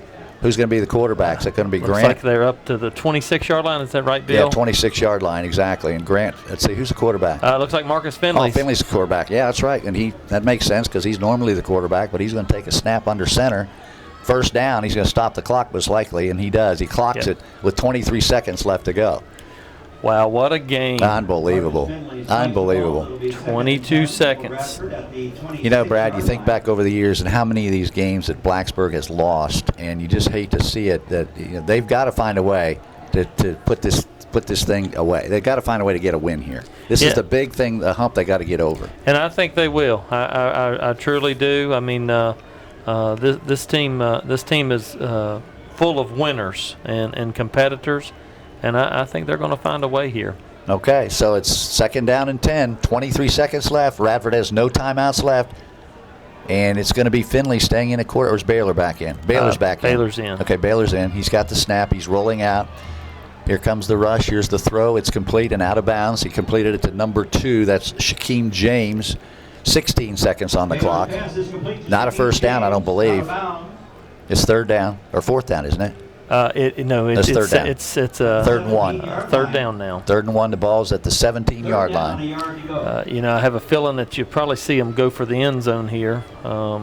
You could see them go for an out, but they're so far over here on this left there's only hash. 16 seconds left, and if they get stopped on the playing field, the clock's going to run unless they get a first down. We'll see. Watch Finley down the middle. Baylor looking. Baylor rolling. Here comes the rush. Blacksburg, they threw it up in the air. That's got to be grounding. That's got to be grounding. Yeah, there's the flag. Baylor threw it away because he had Hendricks all over him, and Saunders is out. Coach Saunders out there arguing, but there was nobody around. That was definitely intentional grounding. Pearson Prelu is arguing that the ball was deflected, so that it should not be an intentional grounding penalty. I could not tell. It looked like there was a different I think he hit his arm. trajectory in the flight of the ball. No, I think he hit his arm. I don't think he hit the ball. But the flag is down, and they're talking about it right now. And we have 5 seconds on the clock. 5 seconds on the clock. That's not going to change, I'll tell you that. Nope. And it's to be lost of down, so to be 4th down, we're going to have one more play in this game. I tell you what, obviously as a defense, we've played pretty well tonight with the athletes that we're facing, but this 4th quarter, kudos to the defensive ends, Corbin Hendricks, Josh Fugit, and also Jacob Keith. They have done a great job of pinning their ears back and getting pressure on Baylor. So let's see here what the. Yep, that's what he's calling. He's calling. It has to be. And. So I guess the question on the Radford sideline is was the ball deflected, and it's all the way across, so you really can't tell. Very possibly could have hit arm, but could have hit just ball. Put 8 seconds on to put 3 more seconds. It's 4th down, 8 seconds on the clock. This will be the last play. Now we got a timeout for Blacksburg, and that is a good timeout. I think that's a good timeout because Chris Lucas calling his defense over. He wants to make sure that everybody's on the same page. Everybody has their assignments. Nobody blows a coverage. I mean, this is the last play of the game. It is, and I mean, your backs are against the wall. You want to bend, but you don't want to break. And we've been blessed to do that. 3 hours old. 3 hour we game. have been here 3 hours, Brad, and we still don't have a decision. No. What a game, though. If you're just joining us, folks, we have had an incredible amount of penalties in this game. We've had some strange calls. It's been a strange game. Blacksburg actually had a 20-0 lead early in this game, and now we're down to the final play. Blacksburg leading by 8, 30-22. So even if Radford scores, they still would have to pick up the 2-point conversion. That's right. I look for them to use Finley as a decoy here. Because there's other athletes on that side of the ball. Now there's some confusion on Radford's side. Look at Saunders out. Coach Saunders out on the field. Saunders is always out. Well, he's moving players around. He's going to get another penalty if he's not careful. All right, here we go. Baylor's going to get one more snap tonight. He's going to sleep well, I'll tell you that. He's going to just throw it up, and why not? Finley's down there. It's caught. Intercepted. Game over. He's going to the end zone. Goforth is going to take it to the house, and why not? He's going to try to anyway. Baylor's back there. Baylor doesn't He's going get to the it. end He's zone. going to score. Ethan Goforth. Touchdown, Ethan Goforth. 90-yard interception return for a touchdown. What a way to finish this game. Blacksburg puts it away. Final play of the game. Ethan Goforth takes it to the house. 36-22, your final score tonight.